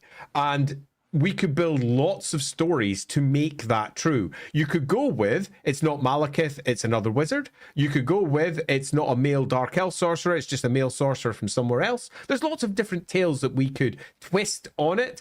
I would prefer if it was directly related to Malekith Malarian, because ultimately that is what Malekith Malarian was afraid of. What his mother said was going to come, so it should involve him. As to the interpretation of it, though, that's really open. Yeah, I think if I was going to play around with it, it might be fun to have it actually be flipped, where Malekith thinks it's about a story about him being killed, but in reality, it's a story about him killing someone else, which could be fun. But I bring this one up from Scallywag because I do think it's worth noting. Doesn't part of the reason that Malekith flees from Finneville Plain because Teclis, a male wizard, fucks him up and he gets scared of the prophecy? It depends on your reading of it. I mean, most versions are he was going to die if he didn't get out of the way, and so he just did the only thing he could to get out of the way. Yeah, and as we've discussed in previous streams, it was just a beautiful example of how the escape card worked in the Warhammer Magic rules at the time, because any wizard could do this in the Warhammer Magic rules at the time. This isn't something that was uniquely Malekith. Any wizard could play the escape card into the realm of chaos and come back later. It became a massive pull-up point and will, as we discuss the stream further, really change how Morathi interacts with the world later when her son fucks off after this battle. But we'll be getting to that a little bit later. I think that could be taken into account, and it certainly could bring about an outcome that Morathi perhaps didn't necessarily intend. But as we know, if she is the seeress she claims to be, perhaps even this was something that she wanted. It's one of the difficulties with seers. You can never take what they say at face value when they have potentially seen everything you're going to say, and they say themselves already, so they're just saying whatever they need to say to get the outcome path that they're looking for. Yeah, in a perfect world, when and if the Dark Elves are released for the old world, it'd be nice to see GW look at the prophecy and be like, oh yeah, we should probably do something with that. Now that we kind of vaguely know how the story ends, how can we maybe fix this? It would be super lovely if they did, but it's a good one. And thank you again, Nystra. That was that's awesome. Thank you generous so much. Lord Inquisitor Sarah, what happens when a human worships a non-human god like Goliath or Sotek? Is there any strange manifestation or effect of the gods themselves? I lied. I guess it's 2 questions. It'll probably be 6 total. So first of all, thank you for the super chats. You're the only one holding you to the system that you've interpreted. But so this comes back to a thing we've said a lot about on LAWhammer, which is that to start with, Warhammer. Warhammer. You're doing what I do. I'm so tired. There's not really a thing of like a human god or an elf god. They're just gods. So anybody can worship any god. Now, certain gods might be more predisposed to to respond to certain races. But I would say that when you have a human worshiping a god that's not traditionally associated with humans, there can be effects. Now it is going to be weird, more than likely. But I mean, there are cults of Cain. A lot of the human gods are of them, and they've got their own blessings. Likely. They've got their own stuff. Yeah, this one's really easy. Does the god respond? If you believe it's the gods responding, then that's the only question you need to answer. So would Sotek respond? The answer is almost certainly no. But Sotek has popped up in a couple of human carvings as a snake god. It's not purely the lizardmen who have got that in. That's popped up in a couple of different books down through the roleplay side of things rather than the battle side of things. Lilith has been known under multiple names over in human realms as well. Azurin, the Azure Man, known as well. Kurnus, known as Kurnus, or there's various versions of Kurnus popping up inside the human realms. Verena, Hoeth, yeah, they are all there doing their thing. Now, some people don't like conflating those gods, but they've been conflated by GW whether you like it or not. It's just what it is. So what is the effect? If the gods are responding, then we've got ourselves a blessed priest, assuming that's what you believe is the outcome that occurs. So there we go. I mean, it happens. Yep. Pancake Awake. It was theorized in a previous stream that the ancestor god that became Hashut did because he knew that a chaos god was about to be created. Did Morathi tip him off somehow with her unique visions? That is possible. I would say that seems highly unlikely. I've actually been reading a good bit of the new Hashut lore because it's been coming out in a lot of articles in White Dwarf magazines, which I get the monthly ones. And the stuff they've said so far is pretty interesting. This isn't really a stream for it, so I'm not going to get into it. We likely will probably have some kind of stream in the near future. So. Where how can we know? We predicted this shit. Yeah. They've done some things that I actually think are genuinely clever. So we'll talk about that soon.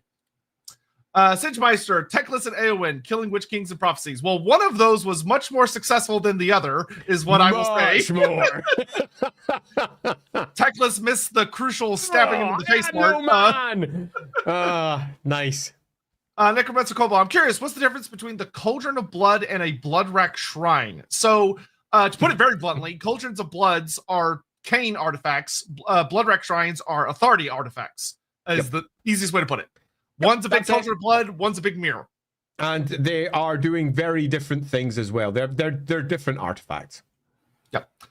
They're just built using the same mini kit. So that's cool. Yes. But that's the only That's a thing. Bob Kazamakis, one of the Wolfer books had Emmanuel learning of the blood cauldrons and wanting immortality. Would the Dark Elves say, yay, I want more Dark Elf influence in the Empire? No. Yeah, no, they would. Just no, they are not going to be handing that shit out. No. Now, even among Dark Elves, they don't give that. One of the biggest beefs between Morathi and Hellebron is literally that Morathi will not tell Hellebron the deeper secrets of the Cauldrons of Blood. So Hellebron has to keep renewing herself every year. And it's often sort of suggested, Morathi's got the only one that works. And all the rest are cursed by her. She has, which is explored in Age of Sigmar, is super cool. She has the Mother Cauldron, which has its own storyline. And it's great. Scallywag 11, almost parallel between Morathi setting Malekith up to take power and Morathi setting up Cain's cults to achieve supremacy. Yep. Yes, agreed, Scallywag. There is definitely, when you look at the overall stories and you start trying to understand why they exist the way they exist, rather than simply taking them at face value and saying, yes, authority cursed them all because beauty. But when you actually look at the overall stories, you see that there is a pattern of behavior. And that pattern of behavior is clear, and you've alighted upon part of that, I think. And it's Morathi's. All right, then we've got Alpha. What if the prophecy is that the male wizard is Malekith, and the reason he's supposed to die is to step into the flame of Shur and incarnate as him? That's clever. Nailed it. That's nailed it. That is exactly what it is in my world, and always has been. I wrote that into one of my campaigns. That the Morathi used a real prophecy. What I was hinting at earlier, it has to be real. She used the real prophecy to manipulate him, and the real prophecy is he's the fucking Phoenix King to be. He has to be. And the male sorcerer is Malekith.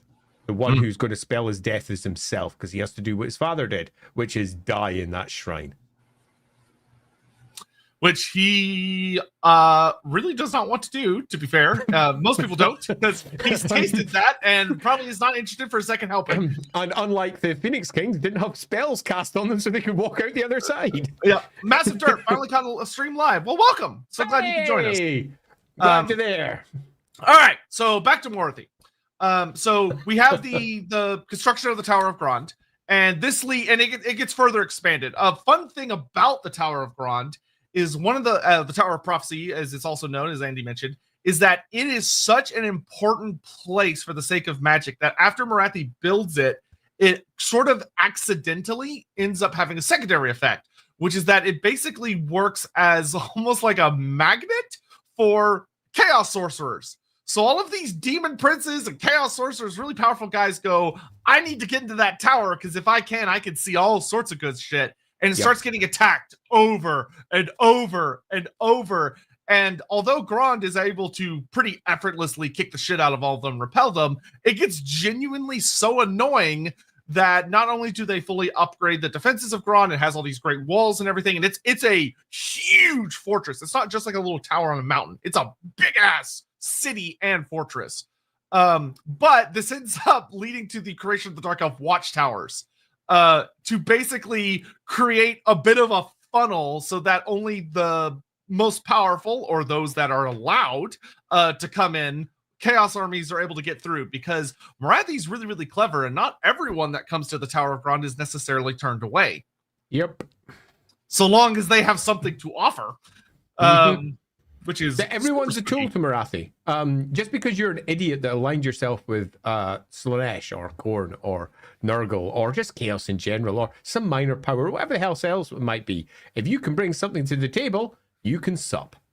That is the nature of Morathi. She is a user, and she is not someone who discriminates in the same way that almost everyone else does in the Warhammer world.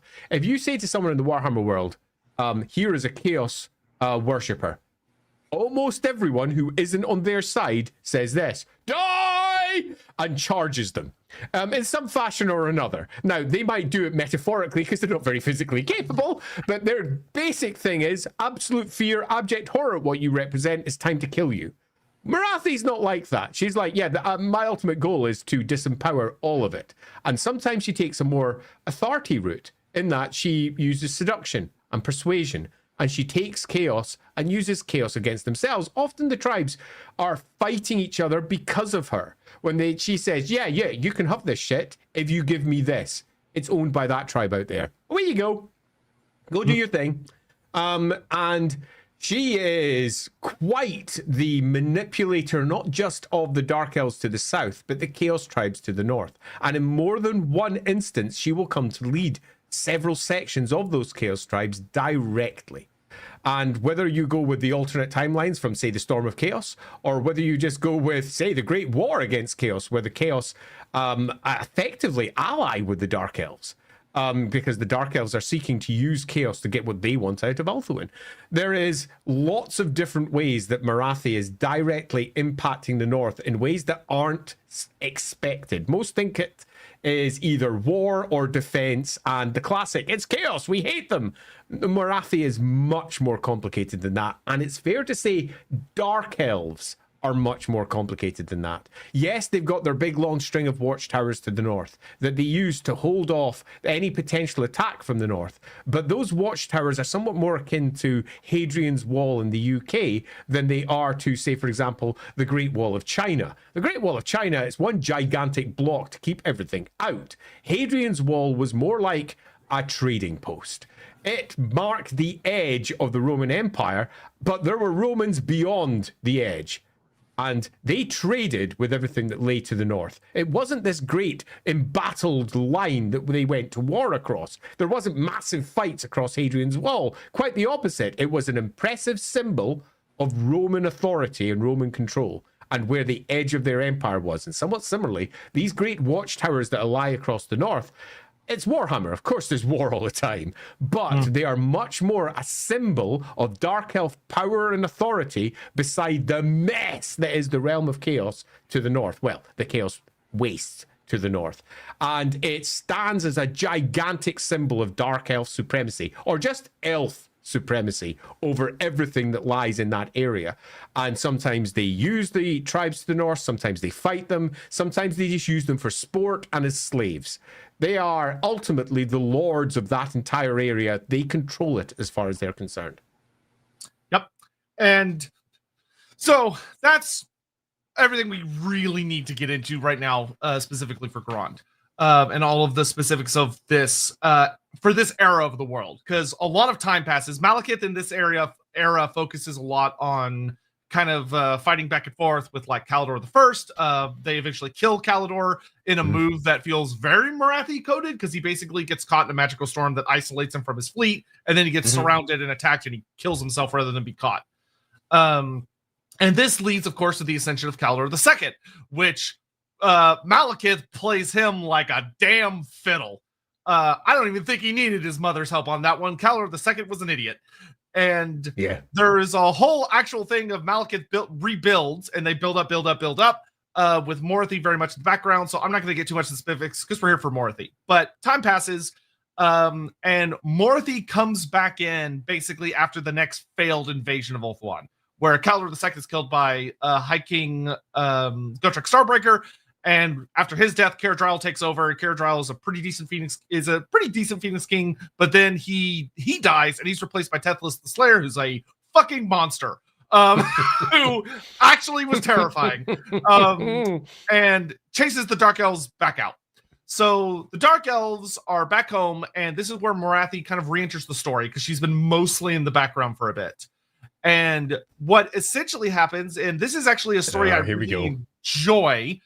This was 8th edition going kind of wild, but I love this story. Yeah, I like this one too.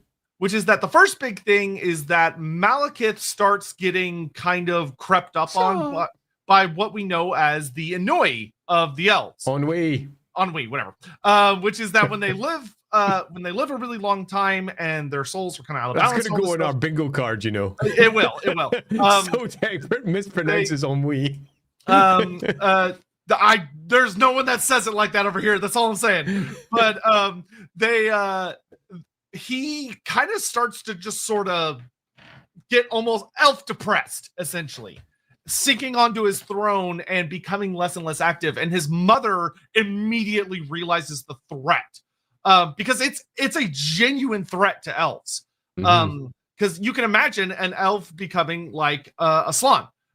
Which is where they just sitting there for centuries, not doing anything. And Morathi takes action. There's a note that she starts making daily big sacrifices to Cain, trying to look for ways, trying to inflame Malekith's soul. And nothing's really getting to him. She even sets apart a plot that leads to the rather amusing, but also terrifying destruction of Har Cauldra. Which was also sometimes known as the City of Sorcerers, where she basically creates a plot against her son, and the Har Cauldra falls for it, and then Malekith gets so angry that he obliterates most of the city through sorcery, and he creates what we know as the Doomfire Warlocks by cursing all of the sorcerers there. And it's an ugly curse, but that's not important for today. This then leads to something very unexpected for genuinely everyone, which is that a guy shows up from Athel Loren who says, "Hey, your wife's alive." And everyone who's ever read Warhammer lore and is reading the 8th edition Dark Elf book goes, "His what?" And it's revealed that Malekith had a wife, Alisara, who isn't just any wife, but she is the sister of Ariel. The Queen in the Woods. And I remember when I first read this, and I think it's just worth interrupting to make a small mention of this, to where I went, huh. And I went, huh, hard, because I had up to that point a very strong idea of what Malekith's character was like in terms of who Malarian was, as we apparently now name him, how he got to where he got to, and what the progress of his character was. And that single word, marriage, blew it away. It spoke to a very different character that was working through the elf era, so before Dark Elves and pre-Sundering time. It spoke to a completely different man. It spoke to someone who had more than his mother in his life. Much, much more than just his mother in his life. I'm from a powerful line, an important line of elves at that. She wasn't some little easily dismissed woman. This is someone who was important, almost certainly his equal in her own way.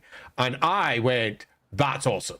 Love it, because it just created so much more, and it also made the story I was currently at that point building for Morathi much stronger, because now he looked like a proper king. He looked like someone who was being positioned to lead, and it all kind of, well, as we know, went in a different direction. So to give a very brief TLDR, because it's important for the next step, of just that she was herself said to be a very gifted seeress that lived in the elven colonies. Malekith took her for a wife when he was the great Malekith the Great, hero of the colonies. He was essentially the king of the colonies, and she married him, and they had a great time. But she had a vision, and it's implied from Lilith, because it was in a dream, where she saw what Malekith kind of would become, and she got scared and she ran away. And rightly so. Yeah, she just vanished, and Malekith was really upset. He looked for her, but eventually he got more and more kind of addicted to his research into dark magic and exploring the world, and went off and found the crown of the Iron Circlet. So I think there's one other little point Morathi-wise it's worth adding here, and that if we look at Morathi as the best seer that there is, that's loosely where she's pitched, then she saw this coming. Effectively, she was shaping Malekith into the man that she was looking for, to lead the Dark Elves. And being rejected by his wife was a core component of that. You can see it. You can see her manipulation clearly here, as long as you assume that the character traits that she's been given as the seer are correct, and that the gods such as Lilith really don't like her and where she's going and her direction for what she thinks elves should be, because they're the Kadai, she's much more on the other side with the underworld gods. You can suddenly see that not only is this predictable from just a normal person's view, because what Malekith was going to become is utterly predictable. It's not just predictable from that perspective. As a seer, it's not just predictable, it's a very obvious path. It feels like another example of, yes, he must marry a seer, because I need him to marry someone who will spurn him. That must occur. So the whole setup looks like, again, Morathi's fingertips pulling on the edges. Now, this moment, I will say I love a lot, because what I would pitch this as, this isn't how it's stated, but I want to throw this to you all, of keeping in mind how active the gods are and everything Morathi is doing. This is the moment where the Kadai threaten Morathi. And they make their attempt to basically ruin her plans, which is that Malekith is struck with ennui, and something from the Kadai side is dangled in front of him to break him out of it, which is... She's not really Kadai, though, is she? She's a wood elf. Yeah, but she's a bit more balanced than that. Lilith is the one... that's fair. Pushing things. No, I get that entirely. But yeah, she's on the wood elf side rather than the Azure side. To support that story, I'd have loved it to be a high elf. That would have been beautiful. Yeah, but it definitely feels like something, because essentially what I would have done, I would have probably had her pulled out of someone like the Lorelorn rather than pulled out of Athelloren. That would have been nice. Then you could have kept those at high the time elf of 8th edition Lorelorn. I really like the story you're pitching, because I like it. I think it works well. I agree a lot, because poor Lorelorn, 8th edition was like, the what? That's the what? Not yeah, totally.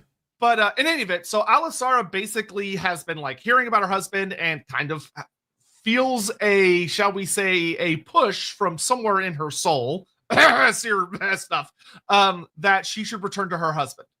And she wants to. So this emissary is like, hey, your wife sent me and has basically said that if you will accept her, she would like to return to your side. And Malekith goes, oh shit. And it literally says he starts to looks in the mirror. With the metal mask. Yeah.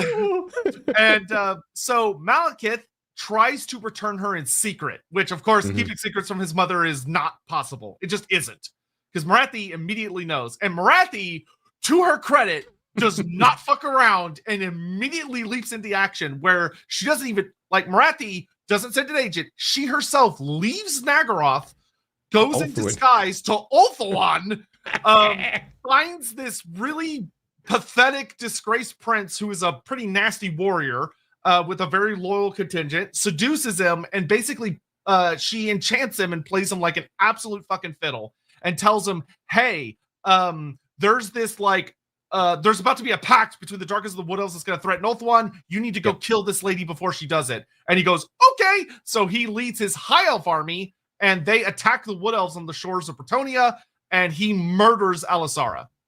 So I love this story. I love this story because it's pitched in classic Black and White Games Workshop language of, you know, evil dark elves murdering, the wood elves, cackling. But when you actually look at it for what it is, Morathi wasn't lying.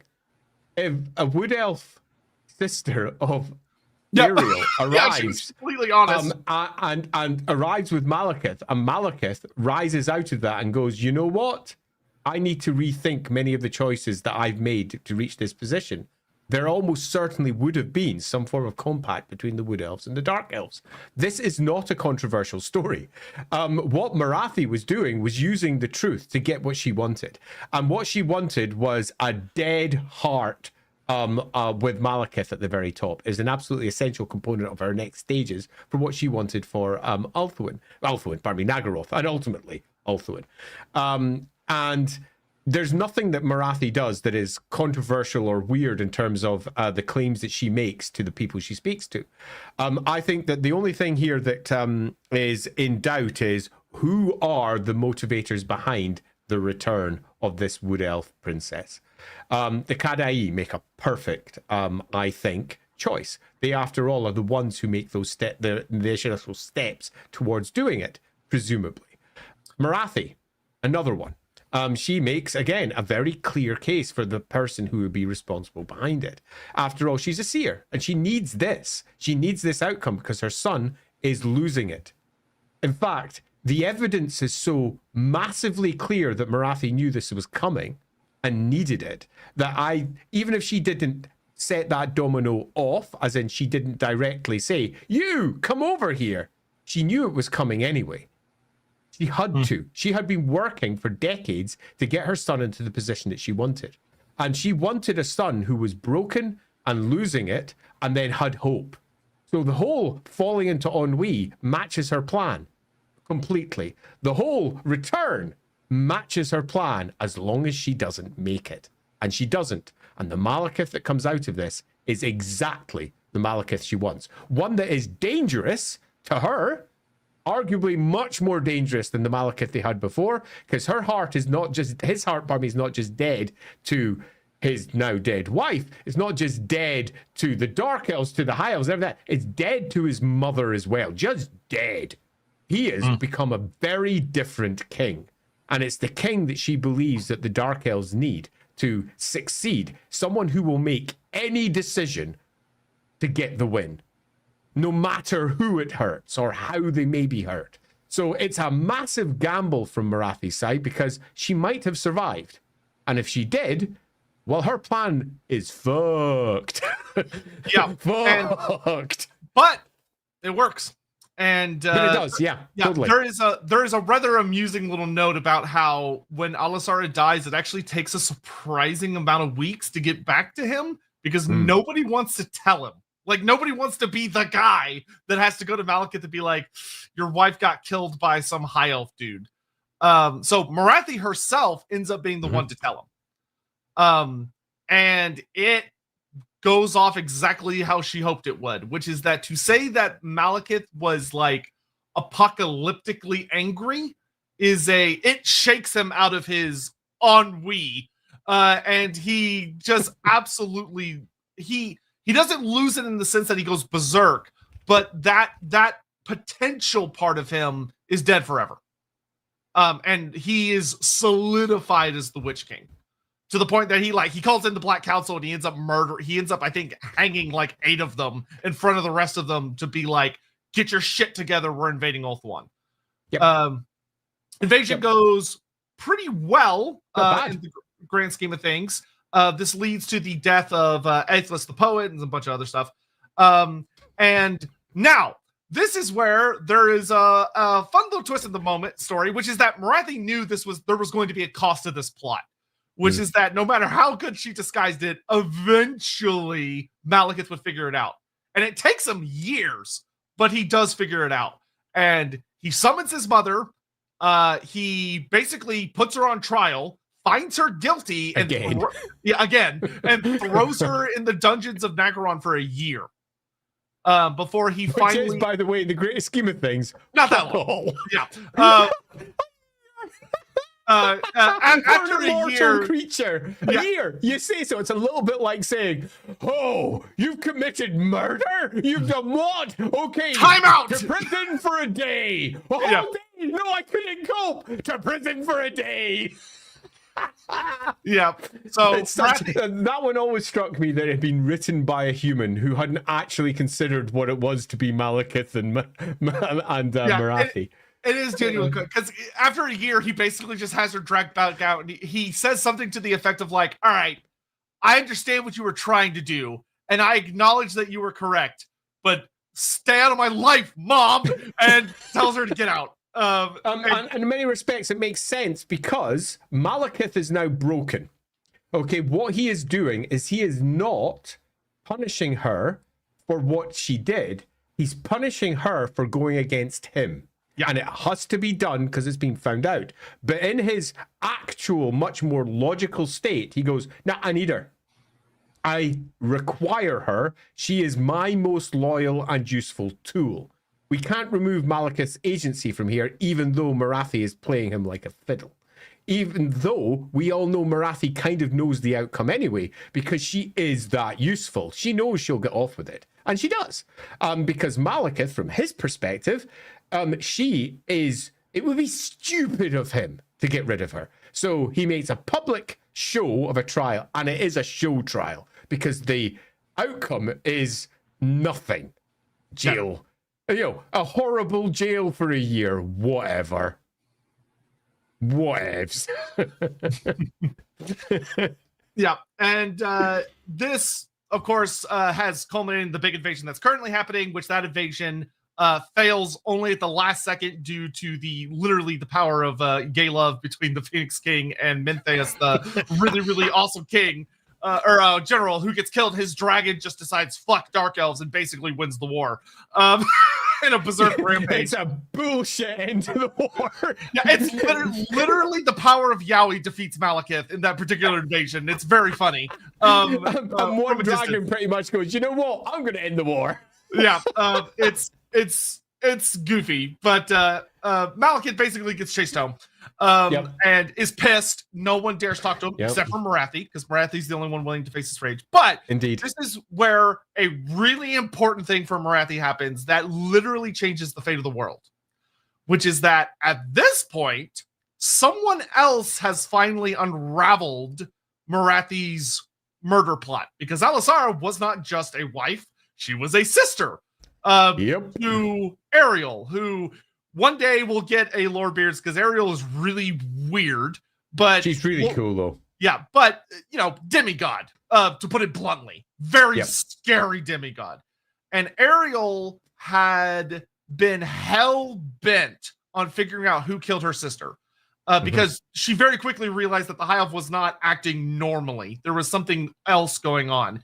And it got ugly. Like, there are stories about how the Wood Elves were literally popping up all over the world looking for clues, and they were pretty brutally murdering people looking for clues. Like, that prince happened to be from Krace. So Ariel sent her good old husband, Orion, to do a wild hunt in Krace. And they murdered a shitload of High Elves who were so confused because they had no idea what was going on and who these elves, like, why a seeming aspect of Kurnos was murdering them, to the point where Orion is said to feel bad because he feels like he's just murdering helpless. It's okay. We'll get a new Orion next year. Yeah, true. Yeah, true. That Orion's going to die depressed, and then the next one will be like, yeah, it's whatever. Yeah, whatever. But eventually, Ariel doesn't care. Yeah, Ariel figures it out.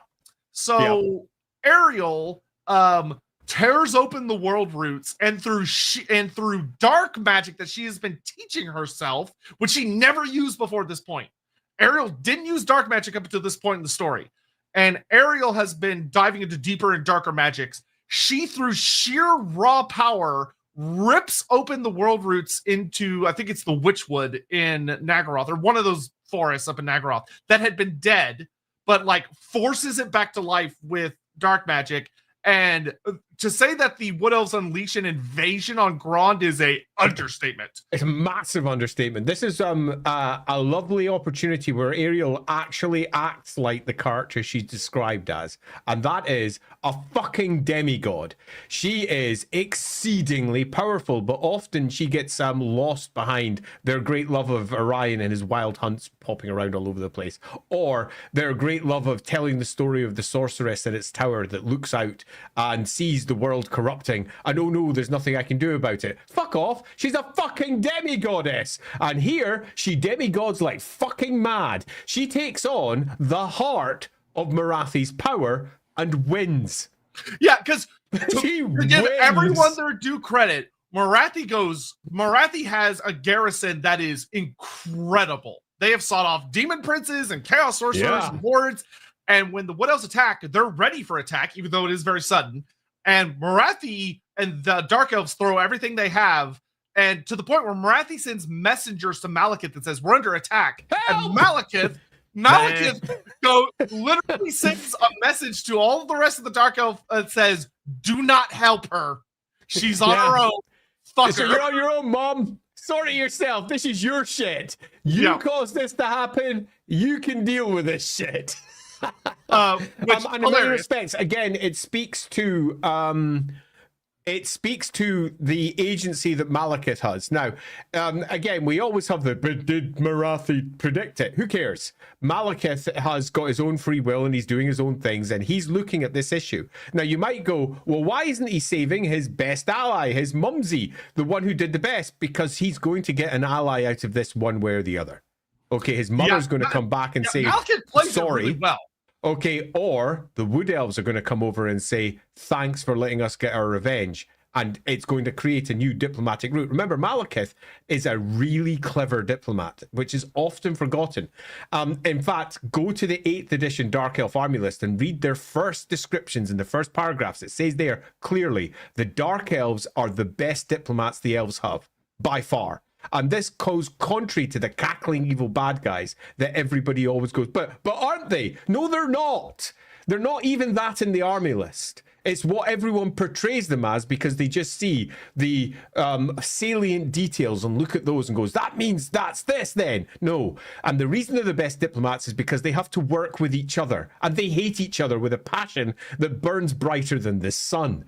And they're constantly backbiting, assassinating, and then after the assassination, working with the people who ordered the assassinations because they know how to work together. They know how to do diplomacy. And right over there is an enormous, pissed off, angry elf. And no one deals with angry elves better than Malekith. Yep. And we're about to see another showcase of genuinely good Dark Elf diplomacy because the Wood Elves diplomacy. Yeah. The Wood Elves, you will, beat the shit out of Grond. And like it's actually described very well in a very cool battle where it's like treemen are like attacking the walls and the Dark Elves are fighting back. Orion leads the wild hunt against them. Ariel shows up herself, and Ariel ultimately breaks the siege when she literally commands these giant roots to plow into the walls of Grond and rip them open. And the Dark Elves are like, oh, well, fuck. Okay. And, shite. Yeah. And so they invade the fortress. Grond is essentially sacked. And Morathi is brought before Ariel and Orion. And like kind of go up to where Morathi is. Well, yes, they go up to her chamber. They go up to where she is. Yeah, they go to her rather than the other way around, which I think is actually an important detail because it also speaks to Morathi. They go up to her. Everything else has been destroyed up to that point, and she is effectively the last boss at the top of the tower. They fought through all the other bosses, and they've arrived, and they're like, ha! We're fighting the last boss. Everyone quickly go to the save point. They go to the save Everyone point. quick save, F5, Okay. And they do the speeches between each other. Oh, we're about to do the big boss. Oh, we're about to do the big boss. And inevitably, because it's a computer game, only one goes in. In goes Ariel. I'm going to deal with the boss because there's only one person actually controlling her. And then she goes and she deals with the big boss, and guess who wins? Yeah. So, interestingly, there is a very fun thing told here that shows that Morathi can think, to put it bluntly, so fast on her feet that it is almost unbelievable in like a good way. Of that, basically, she's dealing with Ariel and Orion, and Orion looks at her and says, "All right, we're here. Kill her. Yep. Just kill her. Let's be done with it."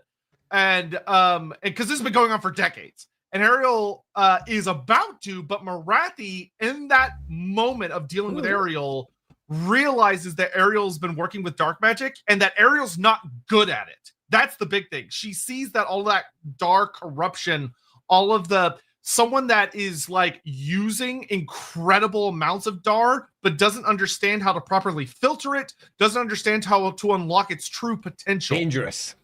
Yeah. And it's corrupting Ariel. Yeah. And Morathi sees it and she grabs onto it immediately, where she's basically able to say, "I can see what's wrong with you. I can tell that you're sickening. I can tell that you're not as powerful as you could be. I can teach you. I can teach you everything you don't know about dark magic. I can teach you secrets that will make you beyond powerful." And Orion goes, "Haha, cool idea. I'm going to stab this bitch now." And Ariel goes, "No, wait." And Orion, it causes a actual fight between Orion and Ariel, because Orion, to his credit, although he's kind of simple in a sense, his simplicity in this particular aspect allows him to kind of see this situation for what it is. And his wife is about to be taken by Morathi. Yeah, but he always, to his credit, Orion, in a true reflection of the sense of the Everqueen is the big boss, always listens to his wife. Yep. Ariel is the boss. They're not equals. In truth, they're not. Ariel is the boss. Ariel's the older one in truth as well. So we've got it pretty simple here. She's sitting at the top of her tower. They fall all the way up to the last boss. And they have their conversation, and Morathi wins this conversation. We keep it in simple language here. Yes. Morathi wins. Her view wins the day, which means that Ariel now becomes her apprentice. And that's fucking amazing. Just amazing, because that means that they have a very different and interesting relationship. Doing dark magic isn't something you learn in a week or a year or a decade. This is the great unspoken relationship of Warhammer. The enormous tie that is bonded here, arguably until the end times, although in the end times it doesn't exist. But it does, because it's in the fucking army list. In 8th edition, this happened. This fucking happened. And it happens big time. Ariel and Morathi are like that for a significant period of time. Now, it may have started off as a relationship which was deeply one-sided, as in, we have defeated you, you are merely providing this. But that one-sided relationship, as you know, when it comes to master and apprenticeship, is going to flip in a variety of ways. If you want to be classically elven about it, they're lovers. It's as simple as that. That's what elves do. I'm also going to throw something at y'all that I have never said before, and I'm going to say it now because I've always had it sitting. I'm curious how Andy will feel about it. I think he'll like it. He normally likes these stupid I love this theories. shit. So, at this moment, just like Morathi has, let's not say corrupted, but almost has dominated Cain, Hekarti, Authority, now she gets... Now, granted, this is a little messy and something we'll talk about one day. A weird, messy version of, but a version, an undeniable version of Isha. Agreed. Because I strongly agree with that one. The core thing is that this doesn't end up happening. This would actually make a good what if episode at some point. But what Morathi teaches Ariel sets off a chain of events that Ariel almost successfully devours Morgur. Yep, so close. Isha completely, like, obviously it would have changed her and probably driven her a bit mad, but she was successfully about to eat a god of chaos because Morathi made her that much more powerful. Yep, like, hard agree on this one. This is a beautiful piece of anti-chaos. And then Aran fucked it up, but anyway. Okay, yeah, this whole thing is set up by Morathi. And Morathi looks at a version of an avatar of a god. There is a lot we can discuss about what Ariel actually is, because the avatar is not Ariel. The avatar absolutely is living right now in Avalorn.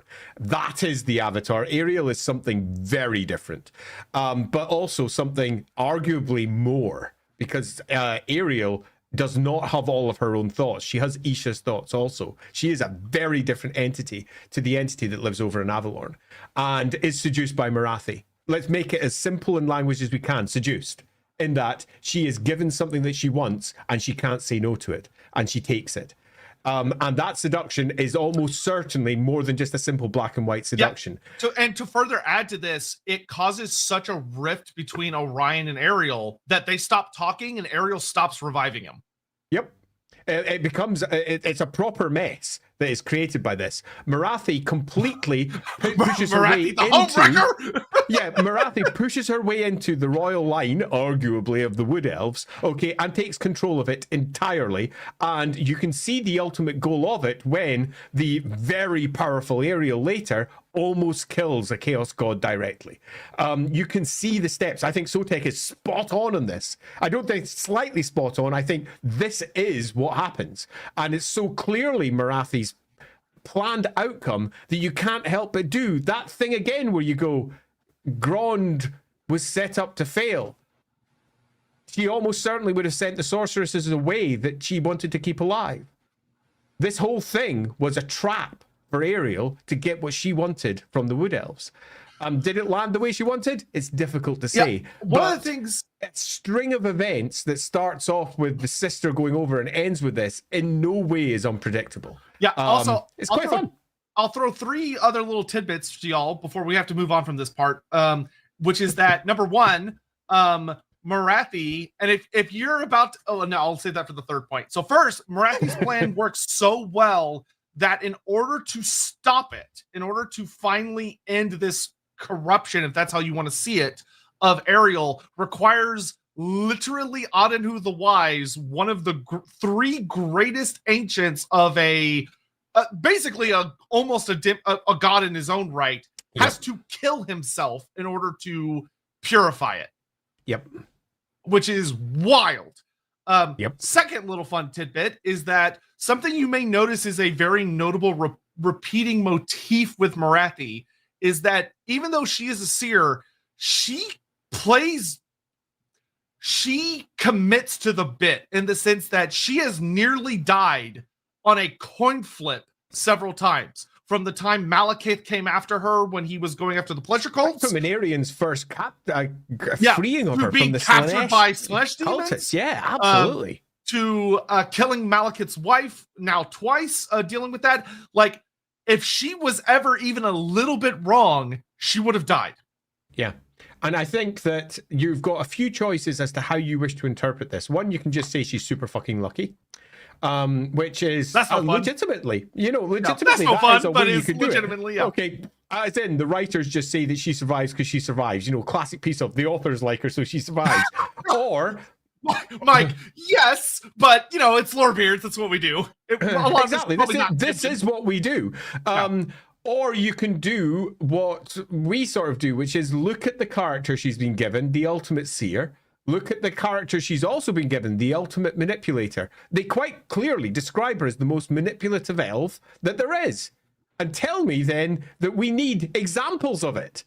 And we don't get examples of it. All we get is Morathi tries all these things and fucks up. That doesn't mean she's the best manipulator of the elves until you look at her stories. And her stories are, and she and Ariel become like that. And you're don't like, worry. wait a minute. That's the example of her perfect manipulation. Yeah, if you're sitting there going, man, I really want Morathi to kind of suck a little bit, we're almost there. It's about to hit. But a writer is about to do some weird shit. But we'll get there in a second. To go places. But on that one, we do grab some super chats before we get too caught up. I've got one other thing. Oh, no, you got your third point. You got your other point.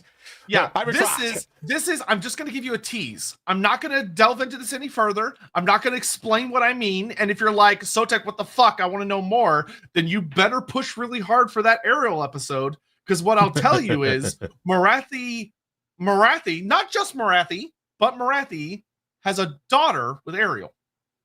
I'm going to leave it at that. Yep. All right. So Super chats. they are lovers. We left off here. Lord Inquisitor Saru, would Sotek or Sigmar have symbology that implies either could be a god of the sun or stars? I'm kind of dwarfy. My honor holds me to this. I'm mining information for a fanfic. Oh, crap. It's 8. So I will say, based on what's written, not really. Now, with Sigmar, you have like the, well, okay. The comet. I mean, the for comet both of is, them, you have the comet. arguably a shooting star. Yeah, that would be the closest. So there's something there. Age of Sigmar literally ends up turning Sigmar into the god of the heavens, and Sotek is considered a god beast, and he's like a whole. He's a living constellation. Which, if you're, I don't have time to explain it, but the answer is, according to AOS, yes. In fantasy, it's looser, but AOS says 100% it is. So you could definitely go in that direction. I was going to say no, but the answer becomes yes. Yeah. Eminence and Fire, back to Morathi. Always back to Morathi, baby.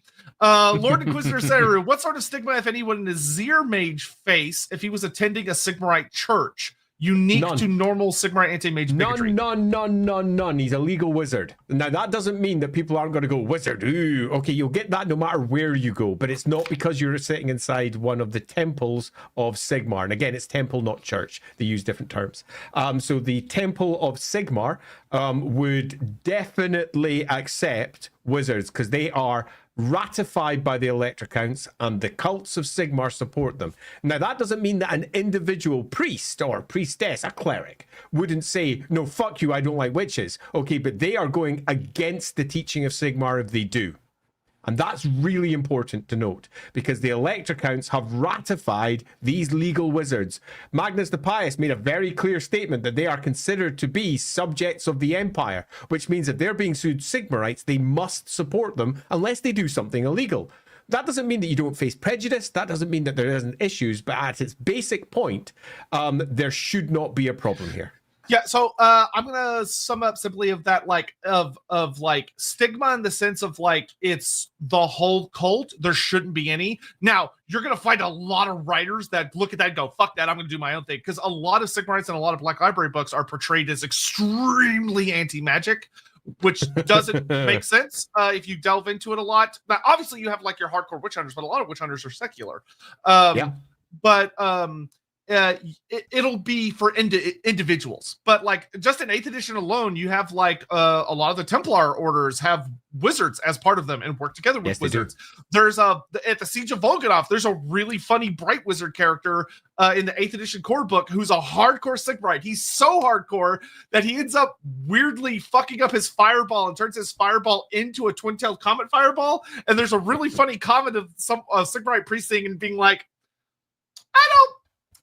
that's a little concerning, but like because it's Volkanov, they don't have time to worry about it. But yeah, Lord Inquisitor, what a soul that is not native to Malus/Warhammer world being manifested / isekai into it, gain unique / hostile attention from the ethereal powers that be. Unique attention, maybe if they could tell, that would be up to the rules of the isekai.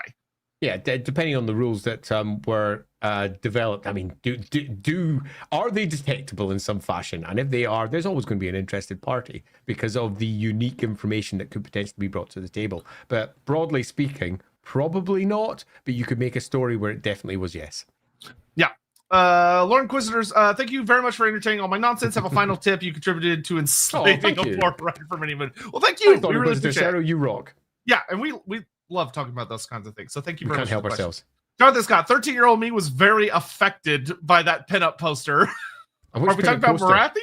Or I mean, there's a few interesting images of Morathi, but you know what? I don't think any of them have really done her justice yet. There's not one that I go, that's fucking Morathi. The 6th edition one's pretty decent. Guys, they would never do it nowadays, but it's very funny to me to imagine if GW had sold like pinup posters of they did the calendar that was released by Black Library had Morathi as the front cover.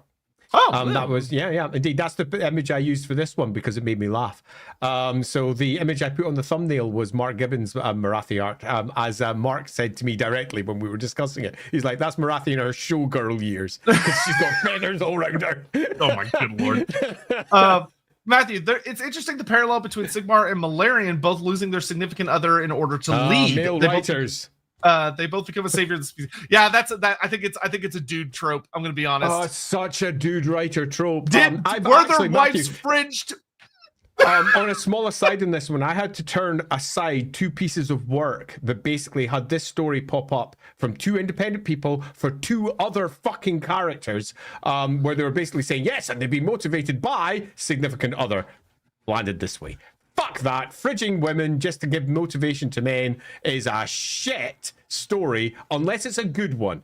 And that doesn't mean it's such a weak use of women to provide men with motivation. It can be done well. I won't deny that, but most often it just isn't. Yep. I don't think the Malekith story is necessarily that a clean example of that, though. I think there's a lot more going on there than simply woman dies, man becomes, powerful because of. There is so much more involved with that one. It's not a story that I call out for as necessarily a bad fridging example, if you know the term fridging. But there are several examples of fridging in Warhammer. Yep, it's a classic. Cole Patterson, Sotek, what are you talking about? I'm an American and I know how to say Ennui. Ennui. Perhaps this affliction is due to you Texas Chaos Barbarians. You first Chaos of all, Barbarian Texan. I mean, probably. I'm not gonna deny that. I would very much probably see that. That's a Move on southern swiftly. thing. It never happened. Magla drop 44. Something I've wondered is that if Anarian was possessed by Cain/Ashurin, on some level, one or both can claim to be his true father and demigod. Yes. Yes. So Azurin, has manifested as an avatar, has made Inarian an avatar, given portion of his power into a mortal. I mean, and that inevitably could be a source of power for Malekith. And here's the thing. So think of it this way. Bellacor 100% canonically, beyond the shadow of a doubt, just by possessing someone, can make a child. Yes. Archaon. Yep. So if that can happen, then Malekith. If we go with the other stories, all of the Everchosen. Yeah. Yes. All the Everchosen. Yeah. And all the Everchosen are his children. Then I would say it's kind of irrefutable that Malekith is quite literally the child of the gods. Or at least a part of the gods. Exactly. He has divinity within him. And that's one of the reasons why the earlier allusion to making sense of it and saying that he's Cain's avatar makes sense. He has more power than the average elf. He lives eternally. He just keeps going. Why? And we have reasons for this. The most obvious one being because his dad was a godlike. That's gonna do, and his mother was Morathi, who almost certainly, if we go with the end times nonsense, was pretty much an avatar as well, and had been from the beginning. Okay, so he's basically the children of gods. Malarian is special, and Morathi's excuse for this was that's because he's the avatar of Cain. It's not. It's because he's a fucking demigod. Mm-hmm. Necromancer Cobalt, thoughts on Malarian's betrayal of Snorri by starting the War of the Beard, being a plot by Morathi, another way of breaking Malarian's weaknesses. So arguably it is honestly like a genuine stroke of genius by Malekith, the way he manipulates the elves and the dwarfs. If we talk a lot about it, if you go watch our Grumbridle stream, we talk a lot about this. But was Morathi potentially partially involved in like pitching ideas? Yeah, probably. Yeah, so I have a sort of opinion on this, which is I don't want to take away the agency of Malekith by putting everything in Morathi's hands. I don't mind Malekith being shaped by Morathi. That makes sense. Yeah, and she is one of his advisors. Like, he does talk to her about these decisions. He is the one who decides what's going to happen. Now, is she on the outside very much trying to manipulate this? Yes, but is she the one that is responsible for this? The answer is no. It is Malarian. He is the one who has to live and die by his decisions. Yeah, and I would say that only he could have pulled it off because of his intimate knowledge of the dwarfs, as well. Brock, would Marathi see Ariel as another unpredictable? Probably not, but maybe. Yeah, maybe. I mean, the spirits. It's hard to say. Lauren is crazy, man. Yeah, and Ariel, like where Ariel is, would make it hard, and what Ariel is could potentially make it hard. But we don't know. I think actually I'd take this from a different idea, Brock. And the answer is, what does the lore say happened? And then the answer is, Morathi predict that. So the answer is, she's not unpredictable. She did her best, Morathi did, to get Ariel into the position that she wanted. Was it dangerous? Yes. Did she get the outcome she wanted? Almost. So I would suggest she's not unpredictable, but it's exceedingly dangerous dealing with that level of entity. Yeah, and something that might actually be really worth saying real quick is that the prophecies in Warhammer are not like super clear obvious. It's not like you like are looking into the future and you see like a crystal clear 420p HD remake of what's going to happen. They literally when it talks about Morathi in the Tower of Grond, it talks about how she literally sees like this great splitting path, eternally branching splitting patterns that as you get closer to the event, it gets more and more and more and more and more narrow. Yeah, I think of it like a tree. Okay, so you've got right in front of you, if you start at the base of a tree, you've got the trunk, and you can see that trunk and what's going to happen on it. As the trunk goes up, it splits, and each time as it splits into its various branches, we have different potential futures coming up. And you, as the person walking up that trunk, as in Morathi is sitting there looking at all potential futures as a tree, she goes up that trunk, and then a choice is made, which goes in one of two directions, going down one of them. Both of those, when you're looking into the future, can happen. Both of them. The future is not certain in the Warhammer world. That's not how it works. You reach that path, you split, and her job is to say, right, I want it to go this way at the split. So she imposes her will at the split to ensure that the path that she wants to reach at the end is the outcome. If you want to see this used to great effect, go check Dune, The Golden Path. The Golden Path is manipulated by the Atreides as the pure path through the potential futures that exist. If you watch the movie, you'll see that a whole bunch of things that Paul Atreides sees never happen because he's seeing potential futures that could have occurred, where he ends up being best friends with Jamal, the one that he kills. But he kills him instead because he chooses a different path to the future. Or at least it's less choice and more. It just happened that way for him. Yeah. He does much more choice later. Morathi's the same. She can see all of the potentials and she then goes, how am I going to pick my way through these and get to an end that is the one that I want? And the big problem with Chaos is all of the ends for Morathi looked like Chaos was going to win. So she had to do something to try and break that. Yeah. So like in all of these situations, it's not that Morathi's like, oh, I'm so clever. I've got myself in this position. I know I'm going to win. Like she's weighed her options as good in her favor as she could, but she can't die in any of them. Yeah. I mean, if we imagine the Ariel one, the chance of her surviving a siege is really low. But she relied upon their characters and she relied upon seeing this entire tree of events of the attack of the Wood Elves. And she starts on the main trunk, she looks at it, and almost all of the branches end with her dead. But there's one over there where her and Ariel become lovers. And she goes, that's the one I want.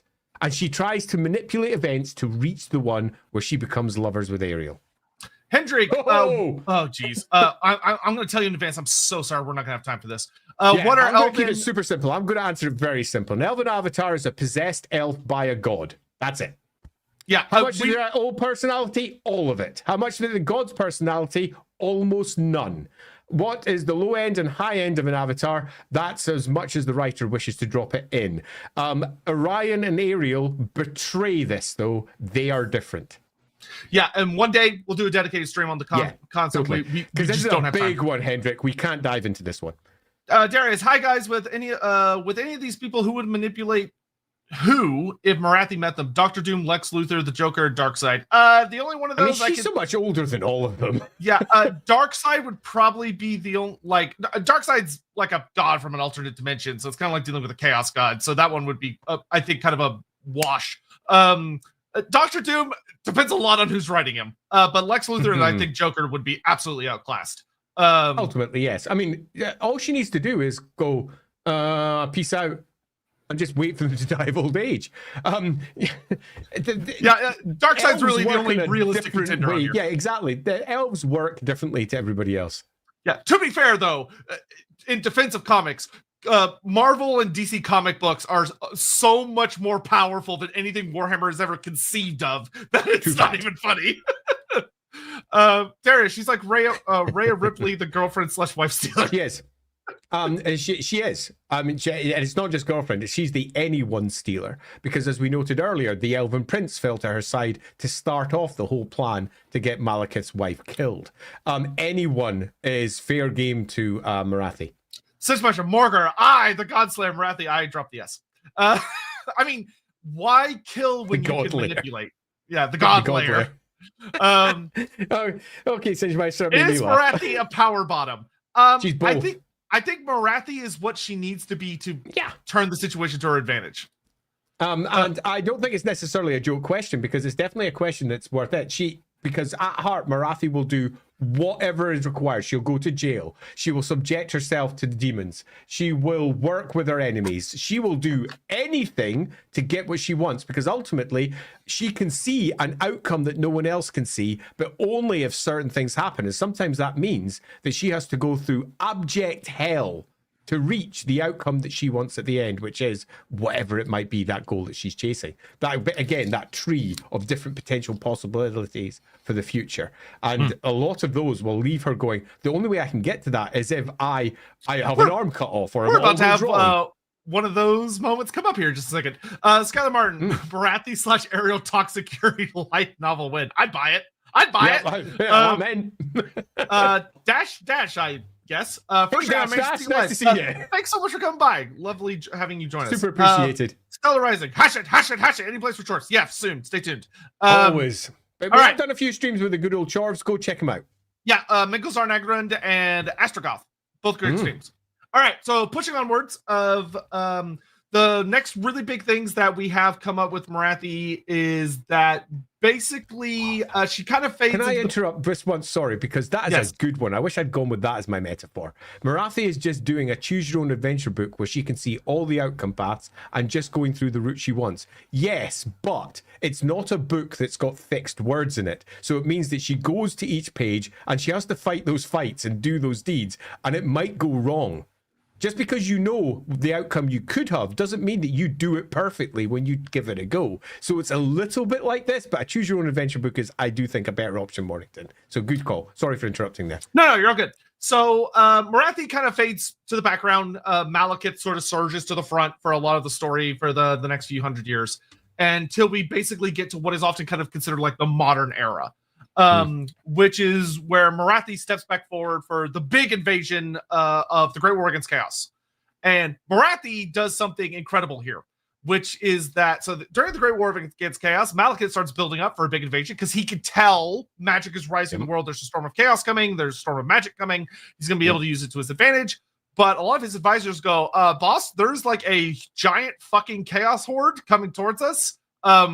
We're not going to have a home if we go, the old one. And Morathi goes, I got this. And funny enough, she does the same thing in the Storm of Chaos alternate timeline, which tells a much more detailed version of the story, which is super cool. So I'm just going to tell you that one, because she basically does the same thing. No, let's leave that for Storm of Chaos one.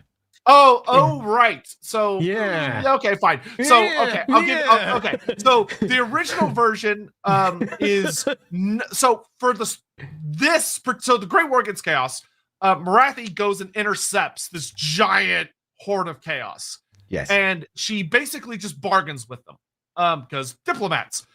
So she goes out there with a force, and they negotiate with the Chaos Horde to basically say, hey, we will provide you with the ability to get to Ulthuan. We will pick you up on our Black Arcs, and we will join forces with you, and you will be our allies, and we'll go there and we will destroy Ulthuan together. Your gods want it, because the Chaos Gods very much do, because that would unbind the Vortex, and the Dark Elves want it for their own ends to manipulate these guys and probably betray them at the opportune moment. And kill the Chaos Gods. Yeah. So, Yay. so they come to a mutual agreement, and the force that invades Ulthuan during the Great War, which a lot of people don't know this, interestingly enough, is not just a Dark Elf horde.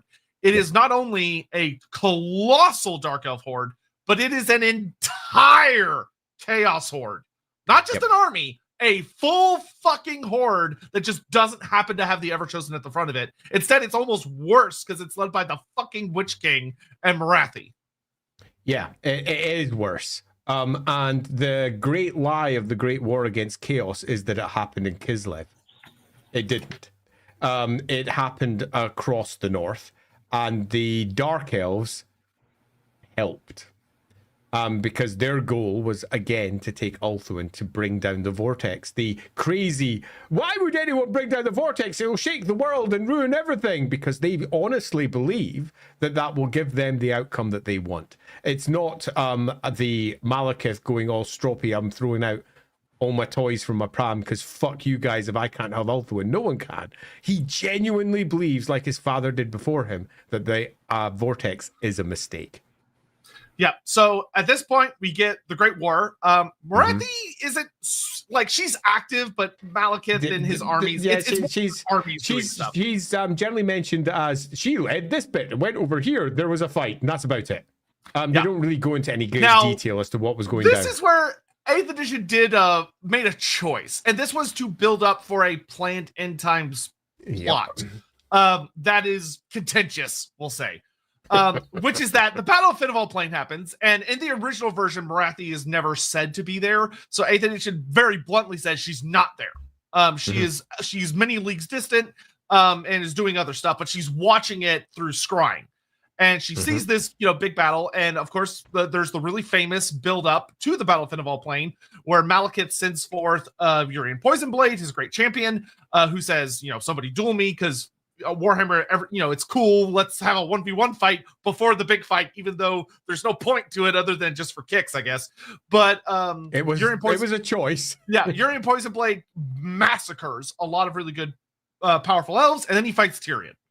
Now, Urian Poisonblade is significantly older than Tyrion and has been personally trained by like Malekith and a bunch of other guys, and he's like an assassin on cocaine combined with being like a super badass dreadlord mess. Funny enough, if you ever want a fun time, if you go and look into the history of like what exactly Urian Poisonblade is supposed to look like / be represented as, whether he's supposed to be an assassin or more like a traditional dark elf like master in heavy armor, there are very different versions of him across the years. But in any event, so he fights Tyrion, and exactly that. And I shit you not. Basically, what happens is that Tyrion walks up to fight him, and Morathi goes, "Oh, who's this guy? That guy looks like my husband. Fuck. That guy looks exactly like my husband." Which, for reference, in a lot of the older editions, there was a lot of notes about that Tyrion. The High Elves believe that Tyrion is very much potentially an Aryan reborn. He looks a lot like an Aryan. He wears an Aryan's armor. Very similar physique.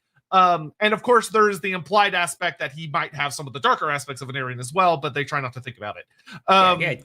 Tyrion is this tall, blonde, beautiful prince, over 7 foot of elven muscle and might, where Teclis is this sickly, weak, broken sorcerer that is his twin, with dark hair that by elven standards looks lank, and his skin looks really mottled and grey by elven standards.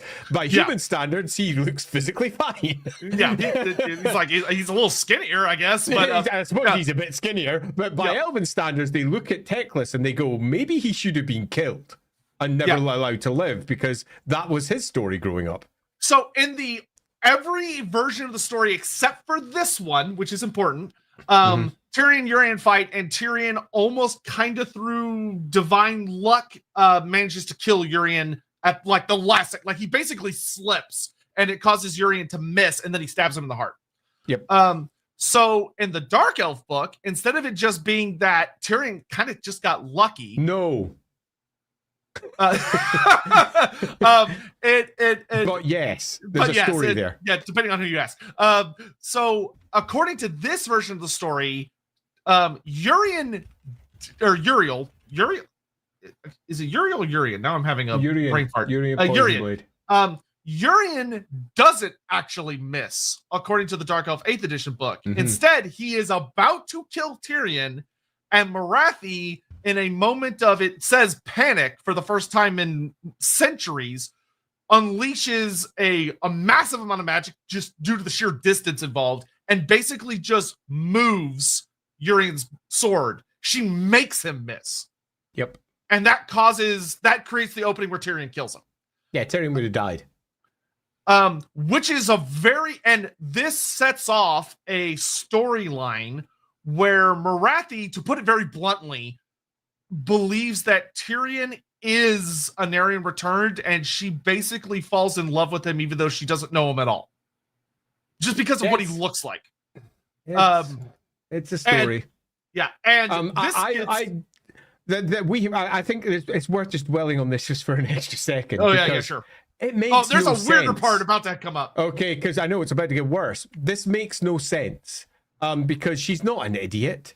You don't fall in love with someone who's got the face of an old lover, because that's something that you're going to encounter more than once in a very, very long life. Because in the end, we all have similar casts to each other in one fashion or another. There are various people who turn up again and again. That's why we have all those vampire stories with, oh, you look like my lost love.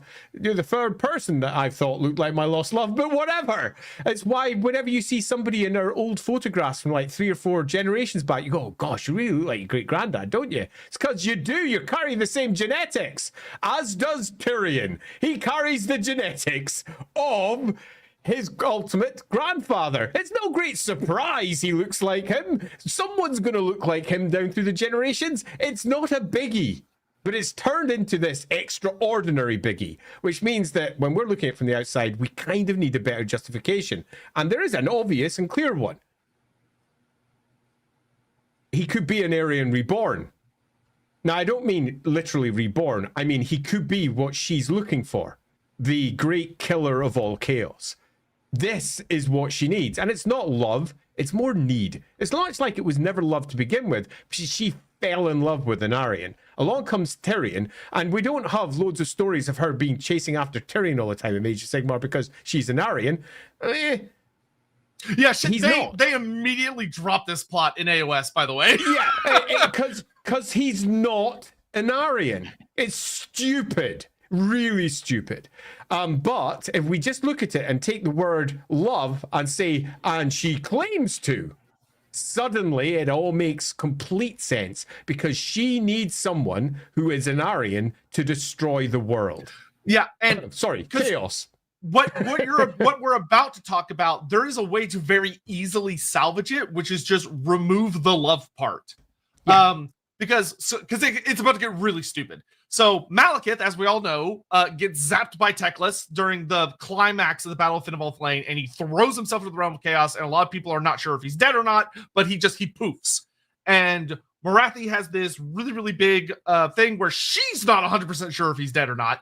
So she goes on this big ritual thing because she solidifies Nagaroth, because obviously with the Witch King dead, believed dead, there are potential problems. So she organizes a situation coordinating with Corin Darkhand to basically get the Black Council under control, so that instead of them all fighting to be Witch King, basically Morathi does a bunch of big rituals that involves her actually killing a fucking Slann. That's a whole story when she's going down doing the Slann shit, and a Slann's brought before her, sacrifice to Cain. Yeah, so we get basically a callback to the Storm of Chaos, but in 8th edition, where the Dark Elves invade Lustria, they bring a bunch of artifacts back, including a drugged Slann that gets lobotomized by a Assassin's Blade. Very cool story. And she kills the Slann, sacrifices them, and that's enough of a ritual that she learns for sure that Malekith is alive and he will return at some point. And with that knowledge, she gets the Black Council under control, and basically they come under the situation of, we're just waiting for him to come back. so no one's allowed to be Phoenix King. And Corin Darkhand has one of the coolest fucking story beats and kills a lot of the Black Council, and it's very fucking cool. But we're here for Morathi. So then we get something that, once again, if you were to remove the love part, is interesting, but because it has the love part, is stupid, which is known as the Ritual of Awakening. So this is a storyline where 76 years after the Battle of Finneval Plain, so 76 years roughly after the end of the Great War Against Chaos, Morathi basically pulls off about a scheme. 2380, just so we have our date. Yeah. So Morathi pulls off a scheme where, I shit you not, she kidnaps Tyrion, whisks him away to the Blighted Isle where the Altar of Cain is, and she straps him down before the Altar of Cain and does a big ritual that is supposedly supposed to awaken like an Aryan spirit in him and like bring an Aryan to the forefront. But like evolve. Which means she's not in love with Tyrion. She wants an Aryan. It's pretty fucking clear, right? Yeah. Which that's all the writer. All the writer had to do would just be like, she's trying to make, especially because Malekith isn't around and he failed. To put it bluntly, Malekith failed, and Morathi is looking for another cat's paw, and she has one here. But the writer is like, it's because she misses her husband so much and she loves him so much. And it's like, does she though? But anyway, so she vacillates. It's Tyrion. It's an Aryan. I mean, the whole Anarian thing, I'm more than happy with that. But her character has so clearly defined over the course of multiple centuries to hover immediately, just fall in love with Tyrion in such a fashion, and then erase Tyrion and try to replace Tyrion with an Aryan. It doesn't make sense until you just go, no, it's an Aryan. She needs an Aryan. It's an Aryan. And the sad thing is, this little story could have been slightly changed to be something really fucking cool, which is that her ritual gets interrupted because Cron Hellebrand purposely fucks it up because Cron Hellebrand's hilarious. But because Teclis and the High Elves like show up to save Tyrion. She starts the ritual, and what this could have very simply be is that she's channeling the fury and the power of Cain, and which is basically what Anarian had, into him. And this could be used as a very simple justification for how Tyrion goes from being, quite frankly, little baby elf to being one of the most terrifying fucking elves on the planet. So I love this little story for its implications, if not necessarily its execution. And the implications is that Morathi succeeds. And she effectively brings an Aryan spirit, or what that spirit meant, into reality. Because Tyrion, he was already a well-trained monster, becomes horrifyingly powerful, and much like Morathi, terrifyingly arrogant. I have no issues at all with Morathi having flaws. Like, she fell in love because she fell in love. But that's not really her big flaw. Her big flaw is arrogance, really. I mean, if you want to just pull it down, she thinks she's right and everyone else is wrong. Everyone else is a tool for her to use. And that's ultimately where she should be falling down, so to speak. And here is a fine example of that. I think she succeeded. Yeah, if the end times had been written well, this would have been one of the big, awesome seed moments of setting up Tyrion's fall as the Avatar of Cain. Yes. But anyway, so, and literally there's a super funny line in the last paragraph where it's like Tyrion is actually about to kill her, because since Cron Hellebrand's agent lets him go, he starts killing everybody around him. And he's about to kill her, and then she kisses him and he's like, oh, and then she runs away. It's really funny. Oh man. You could. But in any event, also a slight correction, the plunder in the jungle happens after the Ritual of Cain, but it doesn't really matter for this sake. So that's where she finds out, okay, Malekith for sure is coming back.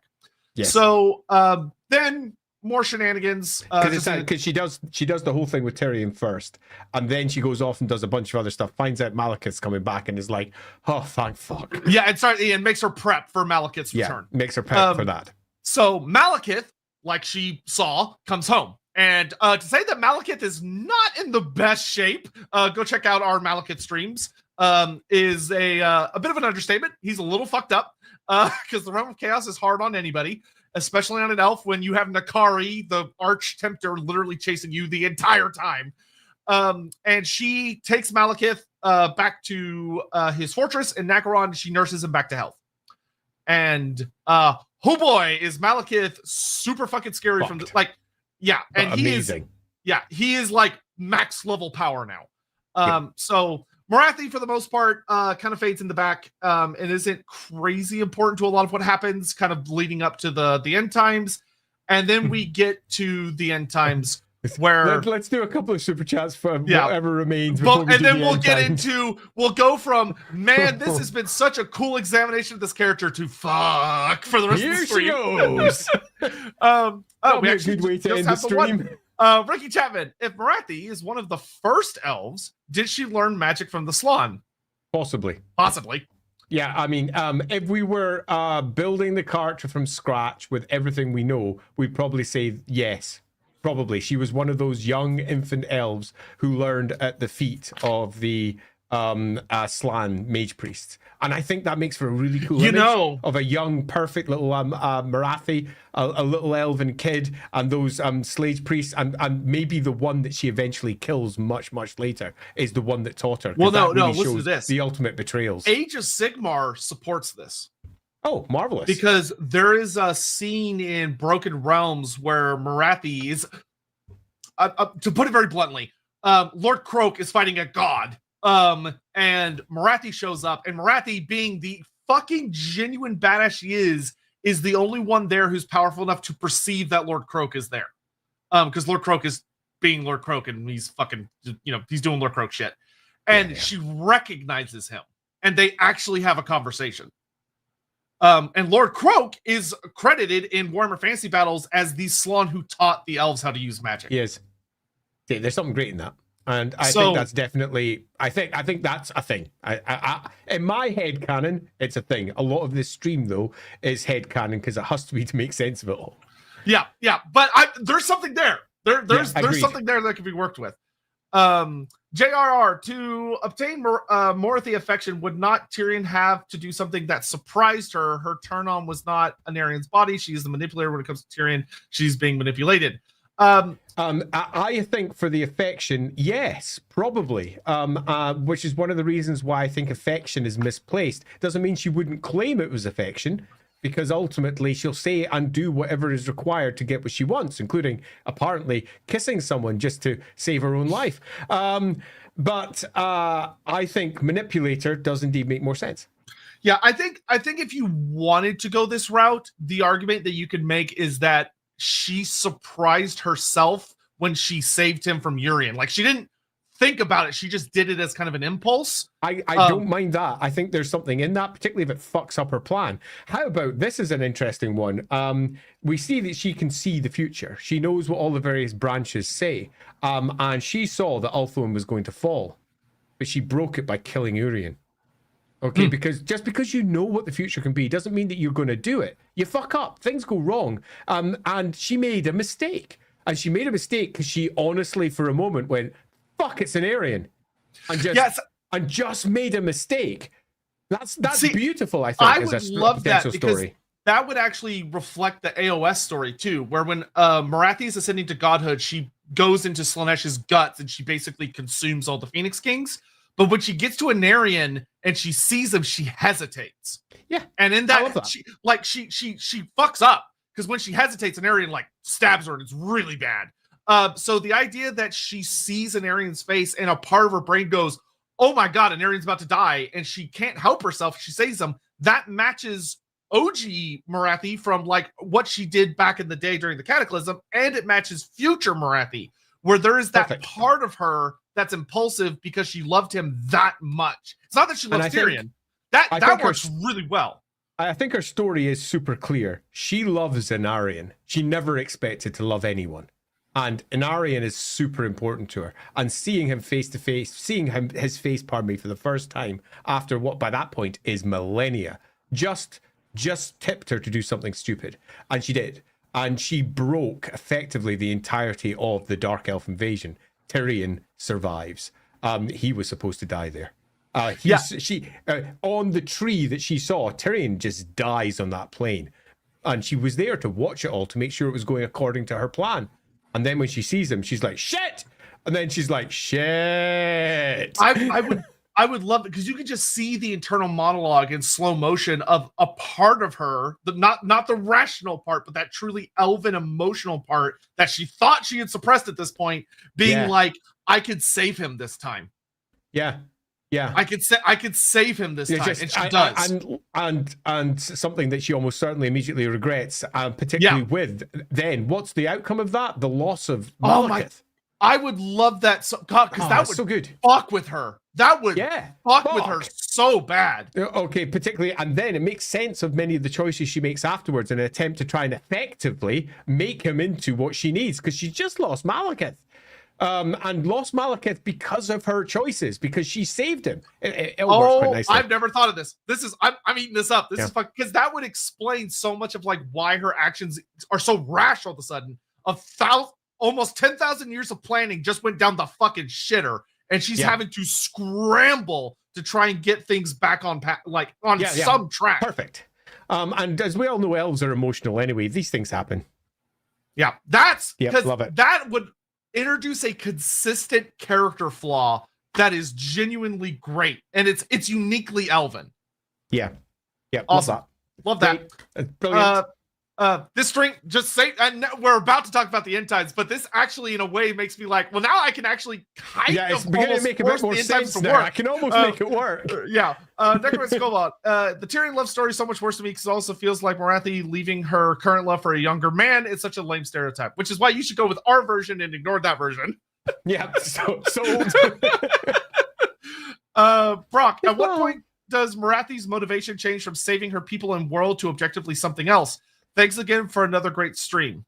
I would argue the point when she realizes the world's going to blow up, and the second she determines that it's definitely blowing up, she has to change her motivation from being kill chaos to become a god. Survive. It's the only motivation that makes sense. And if we go with the end time story as it stands, that is her motivation. And she pretty much says it to her son directly. Stop being such a whiny little dick. Become a god. That's what I'm going to do.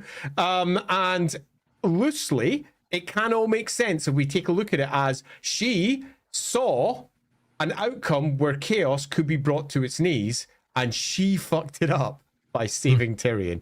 And that suddenly makes all of the cataclysmic choices that come afterwards suddenly look a lot stronger. All right, so the end times. We're gonna dive into the end times. We have 15 minutes to get through this garbage because it's. Okay, I'll be blunt. It's garbage. So Morathi is with all the Dark Elves. Malekith is doing his whole thing of killing the Phoenix King Finnebar in a bit of a weird plot. But Morathi basically is like, all right, we should invade. Like, I think Malekith's right. Time to invade Ulthuan. This is the end times. She knows it's the end times. Yeah. Like she knows it as better than pretty much anybody else. And so what she does is she says, all right, we're gonna invade. Bye, and she vanishes. And nobody knows where she went. Not even Malekith knows where she went. And basically, she does a not very good, I'm going to be honest, a really bad disguise as a sorceress among the Dark Elves, and basically joins up with Malekith's invasion, where she is manipulating Malus Darkblade and fucks up Malus Darkblade's story by making like Zarkan able to like burst out of him, and Malus got a really shit story as well. But Morathi kind of like, she manipulates them, and she's basically just trying to get close to Tyrion. She is obsessed with Tyrion. That's all she cares about. The whole end time story is, I'm obsessed with Tyrion. That's all it is. It's pretty much her end time story. She is obsessed. Unhealthily obsessed. Yeah, and it basically builds up to she keeps manipulating matters until she's able to basically go to Tyrion and reveal to him that, hey, Teclis betrayed you and he got your daughter killed. Everyone's against you and you should go crazy. And Tyrion's like, okay, yeah, fine. And Tyrion with that. Yeah, and Tyrion goes ape shit. And as he as he becomes the avatar of Cain and the full method, and he draws the Widowmaker, she basically is just the person that keeps pushing him to draw the Widowmaker, and he does. And after he does get he basically runs around, does some fighting, and she after he draws the Widowmaker, she becomes his consort. Mhm. And they are lovers. Classic And Morathi. yeah, she keeps manipulating him, and she fights on his side, and she basically deals with a couple of plots by, like, Hellebron tries to betray her, and Morathi beats her because Hellebron, God love her, she's not that good at plots. And like, we respect Hellebron in this house, but boy howdy does she have a pretty strong L record. And Morathi basically wins up until kind of the last second. Which is that, so all of the various avatars of the gods are being revealed. I believe Morathi is officially revealed as the avatar of Hekarti. Hekarti. Hekarti, yeah. And Hellebron is the avatar of authority for some reason. Me, that made no sense. Yeah, which, and it's like, oh, they're having a spat because the sisters hate each other, which they do, to be fair, but it was kind of like just shoved in. It was weak ass. Yeah, so she basically just fights alongside Tyrion. When Tyrion is nearly killed by Emmerich, when he gets stabbed, she helps him heal a bit. And then in the big final battle, the Vortex is undone by Teclis, and Teclis is trying to do Vortex shenanigans while kind of controlling it, because Teclis's goal is to make all 8 incarnates elves. He wants all of the 8 incarnates to be elves, and he wants specific elves to be specific incarnates. So, like, he wanted Malekith to be the incarnate of fire. Because Ashura and stuff. But Morathi, who is kicking ass and chewing bubblegum relatively good up until this point, is doing fine until Tyrion gets killed. Because Tyrion gets shot in the heart by Elithnar. Hilariously, Elithnar was not aiming for Tyrion. He was actually aiming for Malekith. And Teclis just kind of used magic to move his arrow a little bit, and it hits Tyrion in the heart instead and kills him. And when Tyrion dies, Morathi fucking loses it.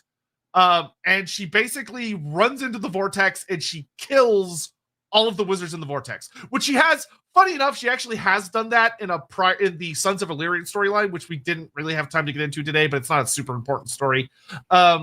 But she kills all the other wizards of the vortex, and this causes it to completely destabilize. It snaps, and Teclis loses control of basically all of the winds, and they go off. Everything, yeah. And so most of the winds scatter and go to other people in the world. But yeah, good old. But Teclis is able to hold on to like 2 or 3 of them. And because the vortex breaks and all of that magic stuff, a rip in reality opens up where the literal hand of Slaanesh reaches through and starts groping around to just to find something and trying to force itself through. And Slaanesh is actually described pretty cool. Slaanesh is awful. It's like stretched flesh of screaming faces and gnashing mouths and tentacles. It's bad. And Morathi sees Slaanesh groping around and goes, oh, she basically sobers up is the best way I could put it. It's like, it's going to make you, isn't it? Yeah, I should probably leave. And as she turns to leave, Kalidor Dragon Tamer is there because the ritual's over, and he grabs her, and Morathi freaks out, starts attacking him, and he says a very cheeky line that was not, which is, this is weird because this story once again shows why we on Lorebeards like delving into the deep lore and trying to discover the things that were not necessarily intended but were written. Which, if you watched our episode last time, we basically determined that Morathi is incredibly ancient. Incredibly. Like, could very realistically have been one of the first elves or was in one of the first generations. Kalidor is probably not. And Kalidor literally says something to her of the effects of, child, meet your end with dignity. And Morathi's like, oh, okay, I guess. And Slaanesh grabs both of them and pulls them into the, basically eats them. And the portal closes, and that's the end of Morathi. Yeah. Child. Someone clearly hadn't read how old Morathi was. Child. Bloody hell.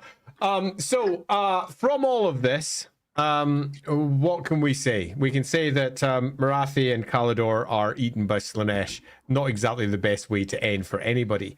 And that is the end of the Morathi tale. The great Sorceress Not quite. The great Sorceress from the beginning of time saw an end that was awful, the cataclysm, and did everything in her power to stop it and created Inarian, but mistakenly fell in love with him during that process.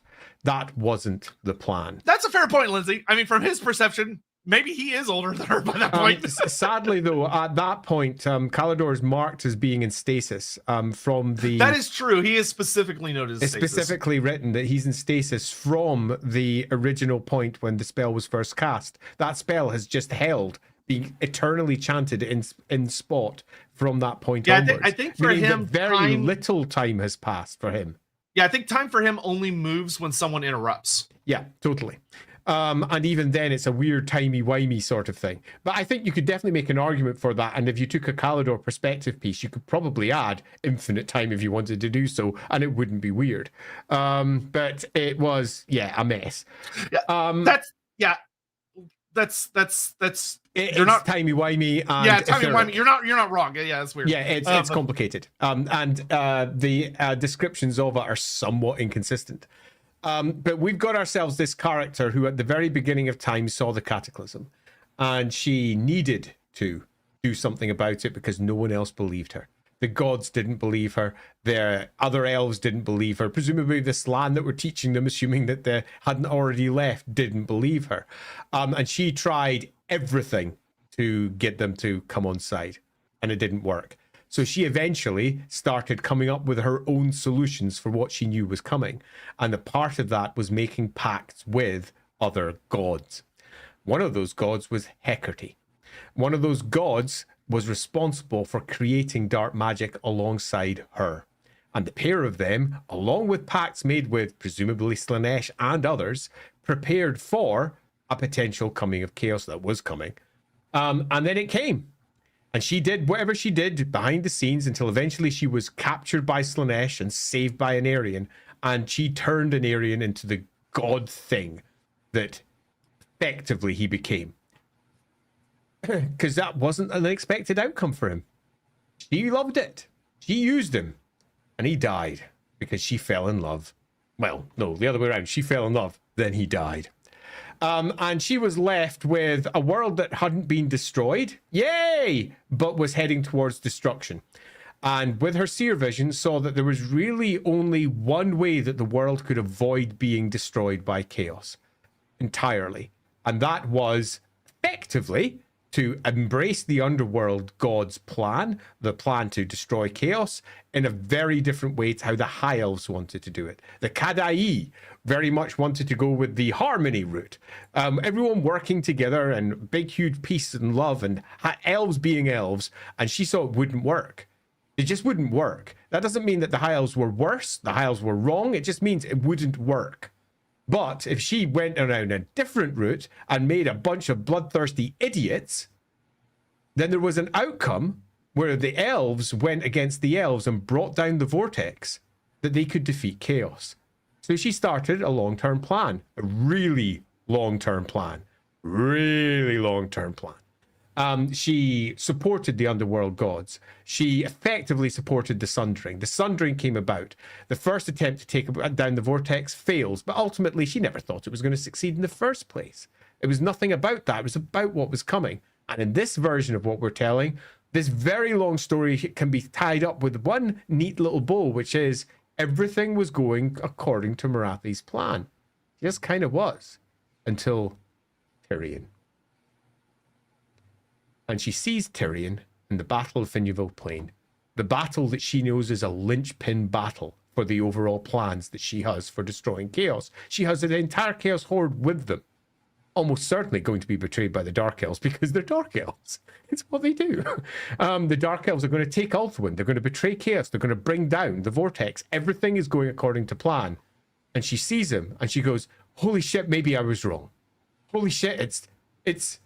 And she saves, whatever her internal thinking was, she saves Tyrion. And her entire plan, the cause and effect tree from the beginning of time, right through to ultimately what she believes will be the destruction of the Chaos Gods or stopping the Chaos Gods. It doesn't matter what the outcome is, but her successful outcome where the elves survive is undone. because Tyrion survives. And Malekith is gone. And everything has gone wrong.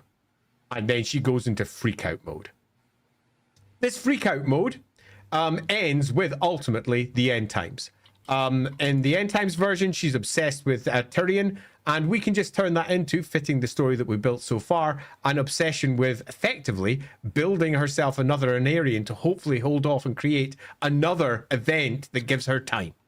Yeah, because at that point, if she sees what is to come, then they need the Avatar of Cain. They fucking absolutely need him. And it's worth noting that with this, we have got ourselves a version of Morathi that is pretty clear. She's a seeress who makes deals with gods at the beginning of time to try and stop the cataclysm. It fails. Azurin makes the first avatar, Inarian. Hekarti follows almost immediately afterwards with Morathi. And she is an equal with Inarian in a way that no one else could be. From the beginning right through, she is, much like he is, an avatar of a god. They have a child, Malekith, who is the children of avatars and has power beyond anybody's expectation. And she's loving what he could potentially be. We have ourselves a clean story for Morathi. The great manipulator forced into that position because no one believed her.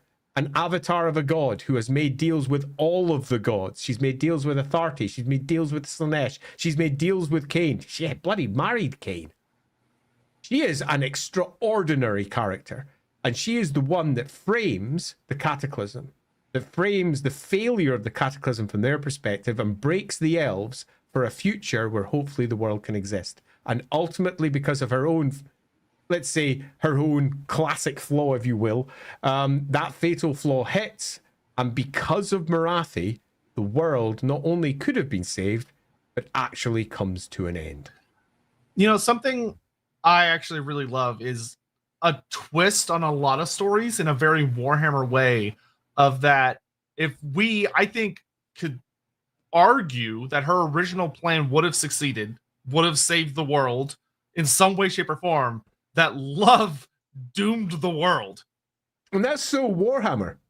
Because Warhammer, I remember having a discussion with Graham Davis ages ago, which is Warhammer is all about subverting standard expectations for storytelling. It's what they wanted to try and do right at the very beginning. And Graham Davis is one of the seminal initial creators of the roleplay game, which was all about telling stories within the Warhammer world, not just having battles. It's about telling stories. And Warhammer was always about taking the standard and subverting it. Much like, and I'm going to do it, Michael Moorcock did with his fantasy. Elric of Melniboné was created to be a subversion of Conan. Conan, the big muscular hero who was the hero who slept with all the women. He was an emaciated sorcerer who was albino and couldn't do anything without herbs or magic. He basically techless.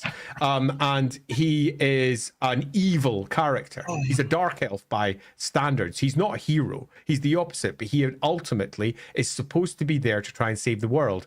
And he destroys it. Because that's what needed to be done. The world was so broken.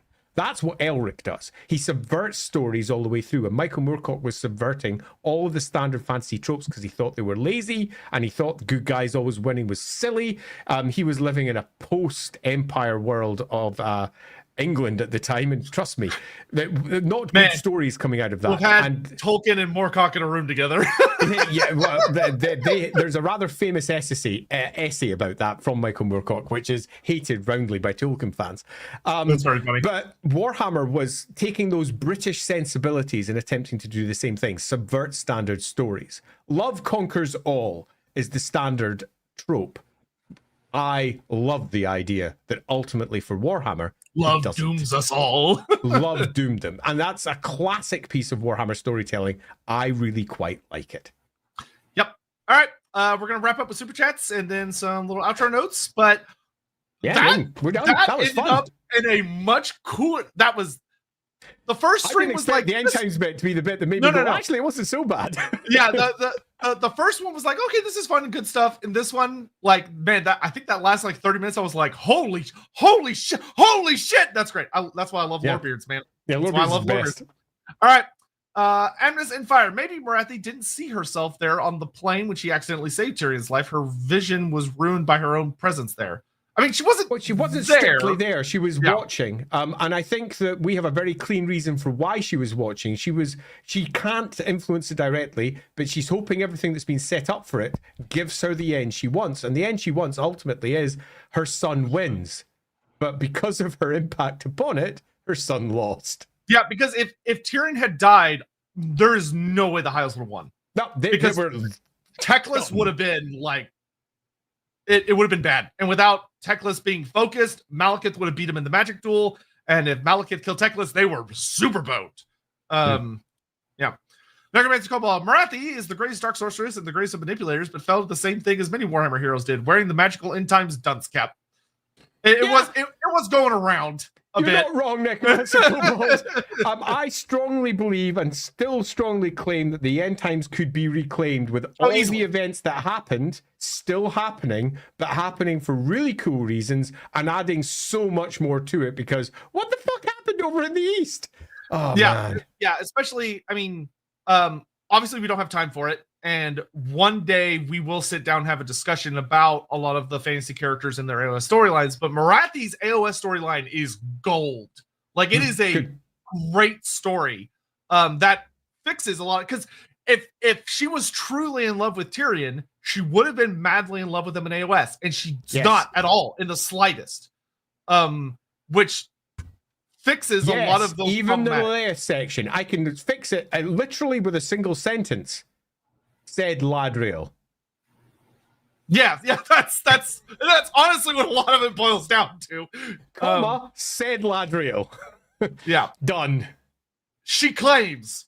Yeah. All right. It fixes almost everything. Morathi, with her Hag Queen training, physically overpowered by Caldor the Ghostly Mage. Come on. I will say. I kind of agree. Yeah, I do agree with you. I will say in Caldor's defense, by that point, she was pretty exhausted. I can fix her. I can fix the storyline. Yeah. Oh, nice one, bro. That do be a lot of what we do here. Fixing all of our beloved heroes and heroines. Brock 6000. This stream makes one an Ariel one now. It should. There's a reason we keep on putting Ariel on the vote, just because she's fucking amazing. Hopefully, you should want an Ariel one. We haven't done Tyrion yet. We haven't done Tyrion yet. We've talked a lot about him in the Alarielle stream. Either. Yeah, no, the twins are due at some point. It's been years. How can we not have done those seminal characters? I don't know. Lauren Quister, how does Morathi or any seer deal with Tzeentch, Mr. Architect of Fate, fucking up Destiny? I could see that he's not fucking up Destiny. The world's going to come to an end, and it did. He got what he wanted. Yeah, magic flooded the world, and the world died. I would suggest, Lord Inquisitor, that the problem is Tzeentch. Because Tzeentch fucked up with the world and brought it to an end, and she's been fighting against the inevitability of Tzeentch pretty much from the beginning. So how do they deal with Tzeentch is the big question. How do you deal with the inevitable end of the world? Yeah, that's the ultimate thing with Tzeentch is a lot of people, I think, get Tzeentch mixed up because they think that Tzeentch is changing what's going to happen to make it what he wants, when in reality it's he's already won. He's already changed everything to make it where he gets what he wants. Every other seer in the world is trying to change what is predetermined to happen. Yeah, and they lost. The seers may be playing 4D chess, but he's already won with his like 90. Yeah, he made the game. Exactly, and all the rules. So they're all trying to work within that framework. And the other gods that do have their own spheres of influence over areas like this, like Morai Heg, have similar issues. There's a lot we could discuss that in another thread, though, I think. Yeah. Flavor, Andy, been wondering for a while since he keeps coming up. Do you have a good starting point for reading? There isn't one. And by that I mean, Michael Moorcock has released so many books, all of which are tied into his great Eternal Champion series, that you can start almost anywhere. I started with the Eternal Champion, which turns out to be a great place to start. Most people start with the Elric books, and even they were written out of order. So the very first Elric book isn't the first book about Elric. You tend to find that there's lots of omnibuses out there you can find that are pretty decent. But I started with the Eternal Champion, so I kind of can't help but love that one. I then moved on to the Dorian Hawkmoon books. I didn't read Michael Moorcock's Elric books, the ones that most people cite, for like 5 years after I started reading Michael Moorcock. He has so many fucking books. They are, however, super short. Not one of his books are more than about 130, 140 pages, which is pretty fun. And that... No, it's not, because Cobalt sneaked in at the end. Also, final off-topic note: congratulations to Throg for finally opening a book and remembering he's supposed to be smart until the war. Yeah, Has that happened? Yes, they finally they redid all of his voice acting. It's so good. It's so good now. He sounds great. That's good. Happy. All right, but so quick little things. First of all, thank you all so much for joining us. Thank you guys for all the support and everything. We always really appreciate it here on Lorebeards and stuff. We have a lot, and I mean a lot of very exciting things coming up pretty much immediately. There is about to be a lot of bonus episodes on Sunday and Wednesdays. To thank y'all in part for all of your generosity. I can go ahead and say that we're going to be doing one which is going to be kind of almost like a revisit episode where basically me and Andy are just going to open the floor to if there's ever anything we've talked about Lorebeards that you want us to talk a little more about, or you find contentious and want to argue with us, or any of that, we're going to do that. And we're also going to do a stream that I'm literally working on organizing right now, where everyone will be able to submit their own personal headcanons based on Lorebeard stuff or just your own favorite thing, and we'll just have a stream where we go through them and either talk about them seriously or just yes, please do watch the Rookery, which we'll talk about in a second. So a lot of exciting things come up. There will be a poll on Andy's channel here after the show. Sure.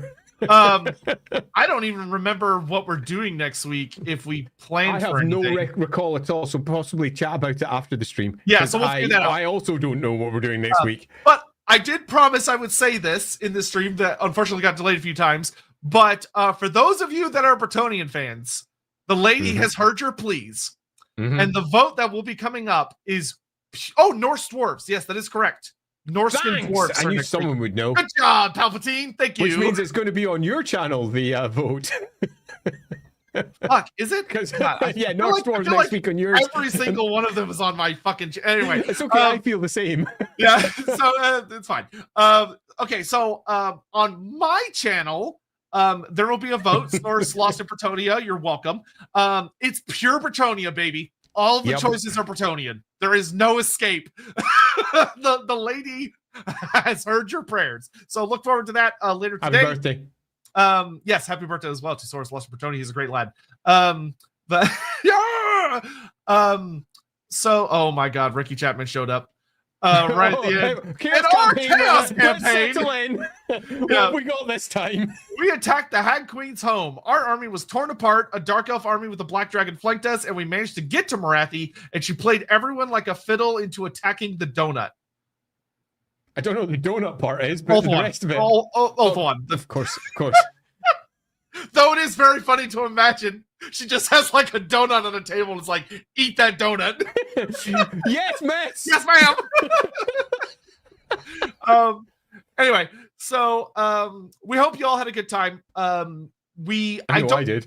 Yeah, I don't necessarily think we'll do another two-parter for a hot minute, but hopefully we'll have another one that's come up soon because we want to try. Morathi's worth it though. Yeah, Morathi was absolutely worth it.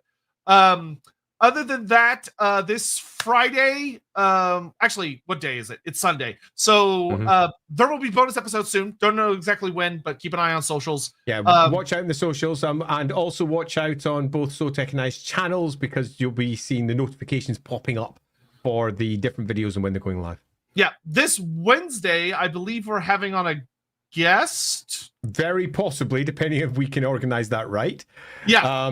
But probably. I'll leave it at that. Stay tuned. It'll be cool regardless. Indeed. And then Friday, LAWhammer is still cooking. They're finally going to arrive at Talabheim, and yes, Friday, Talabheim. Yeah, last episode was fantastic. I mean, all the episodes are fantastic, but last episode was quite fun. I went to a few places. Yeah, Saturday we've got Rookery because they're also back in season. Yeah.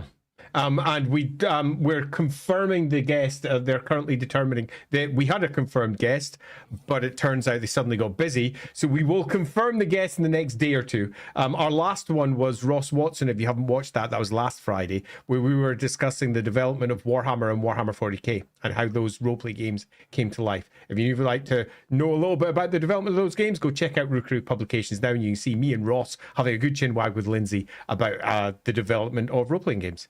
Which you should, because Ross was also here with Andy last week, in case you missed that, where they had a chat about the realm of chaos and how it interacts between 40k and fantasy. It was a great. Yeah, we had loads of fun with that one. It was good. Well, Ross was awesome. Yeah, so if you haven't, praising check Sotek. it out. People always say such nice things when I'm not around. Anyway, so thank you all very much again for taking the time to come out and join. Oh, well, we both pressed the same one. Dash, late, but any thought about Solofet being the only Dark Pegasus with a name? It's an unfortunate aspect of Warhammer that the only time you tend to get named critters is when there's somebody's mount. Solofet, of course, being Morathi's Dark Pegasus, who you may notice we didn't really talk about because there's not really a story to Solofet. He's just kind of there. Yeah, nothing more than a vehicle to get her about from one place to the next, and that's about it. Yeah, looks cool. Cool. That's really all there is to say. The sixth, I think, is sixth ed art for that one's really quite nice. Yeah, yes. Where she's screaming down like that. Yeah, the black and white art. Yeah, super nice. Yeah, it's good. That's really cool. Good image. Yeah, that's us for today. Andy's got anything else? No, I don't. Other than thanks very much. That was a really nice stream. I hope we've changed your opinion on Morathi. Morathi is generally seen as mine. She's generally perceived as a badly written female character that is there to only provide a bad guy for people to kill or a foil for the bad guy characters to go off and do something or be hateful towards. And she's given very little agency in most of the text. However, I hope that by the end of these two streams, if you look at it all, you can see that she's clearly not just an important Warhammer character, because she's awesome, but she's arguably almost one of the most important Warhammer characters that exist in the setting, and is responsible for so much that people just don't give her credit for, even though it is written in black and white, often in multiple books. And the main reason that most people don't give her credit for it is because not even the writers have fully realized what they've made her do. Yeah, I cannot, honestly, I think this two-parter might be my favorite ever as an example of why I deeply appreciate being able to sit down with Andy as often as we do, because it makes Warhammer feel so much more like a living world. No offense to the writers, just because it wasn't. Warhammer has always suffered under the idea of you have a bunch of writers that are not working in concert with each other, so it's a bunch of scatter plot points. And Lorebeard has truly evolved into us being able to try and draw lines between those scatter points. And fuck, is it fun? It's just fun. Big red lines everywhere. No, yeah. Are we insane? Absolutely. Is any of this genuinely canon? No, but it could be, and that's what's fun. Most of it kind of is, kind of. Oh yeah. I mean, by the fuzziest. Yeah, like you gotta really squint, but you can make it work. It's all in there. It's just you got to connect all the dots. Anyway, thanks very much, all. You absolutely rock. We will see you next time for more Lorebeardy goodness. Until then, bye-bye. Bye.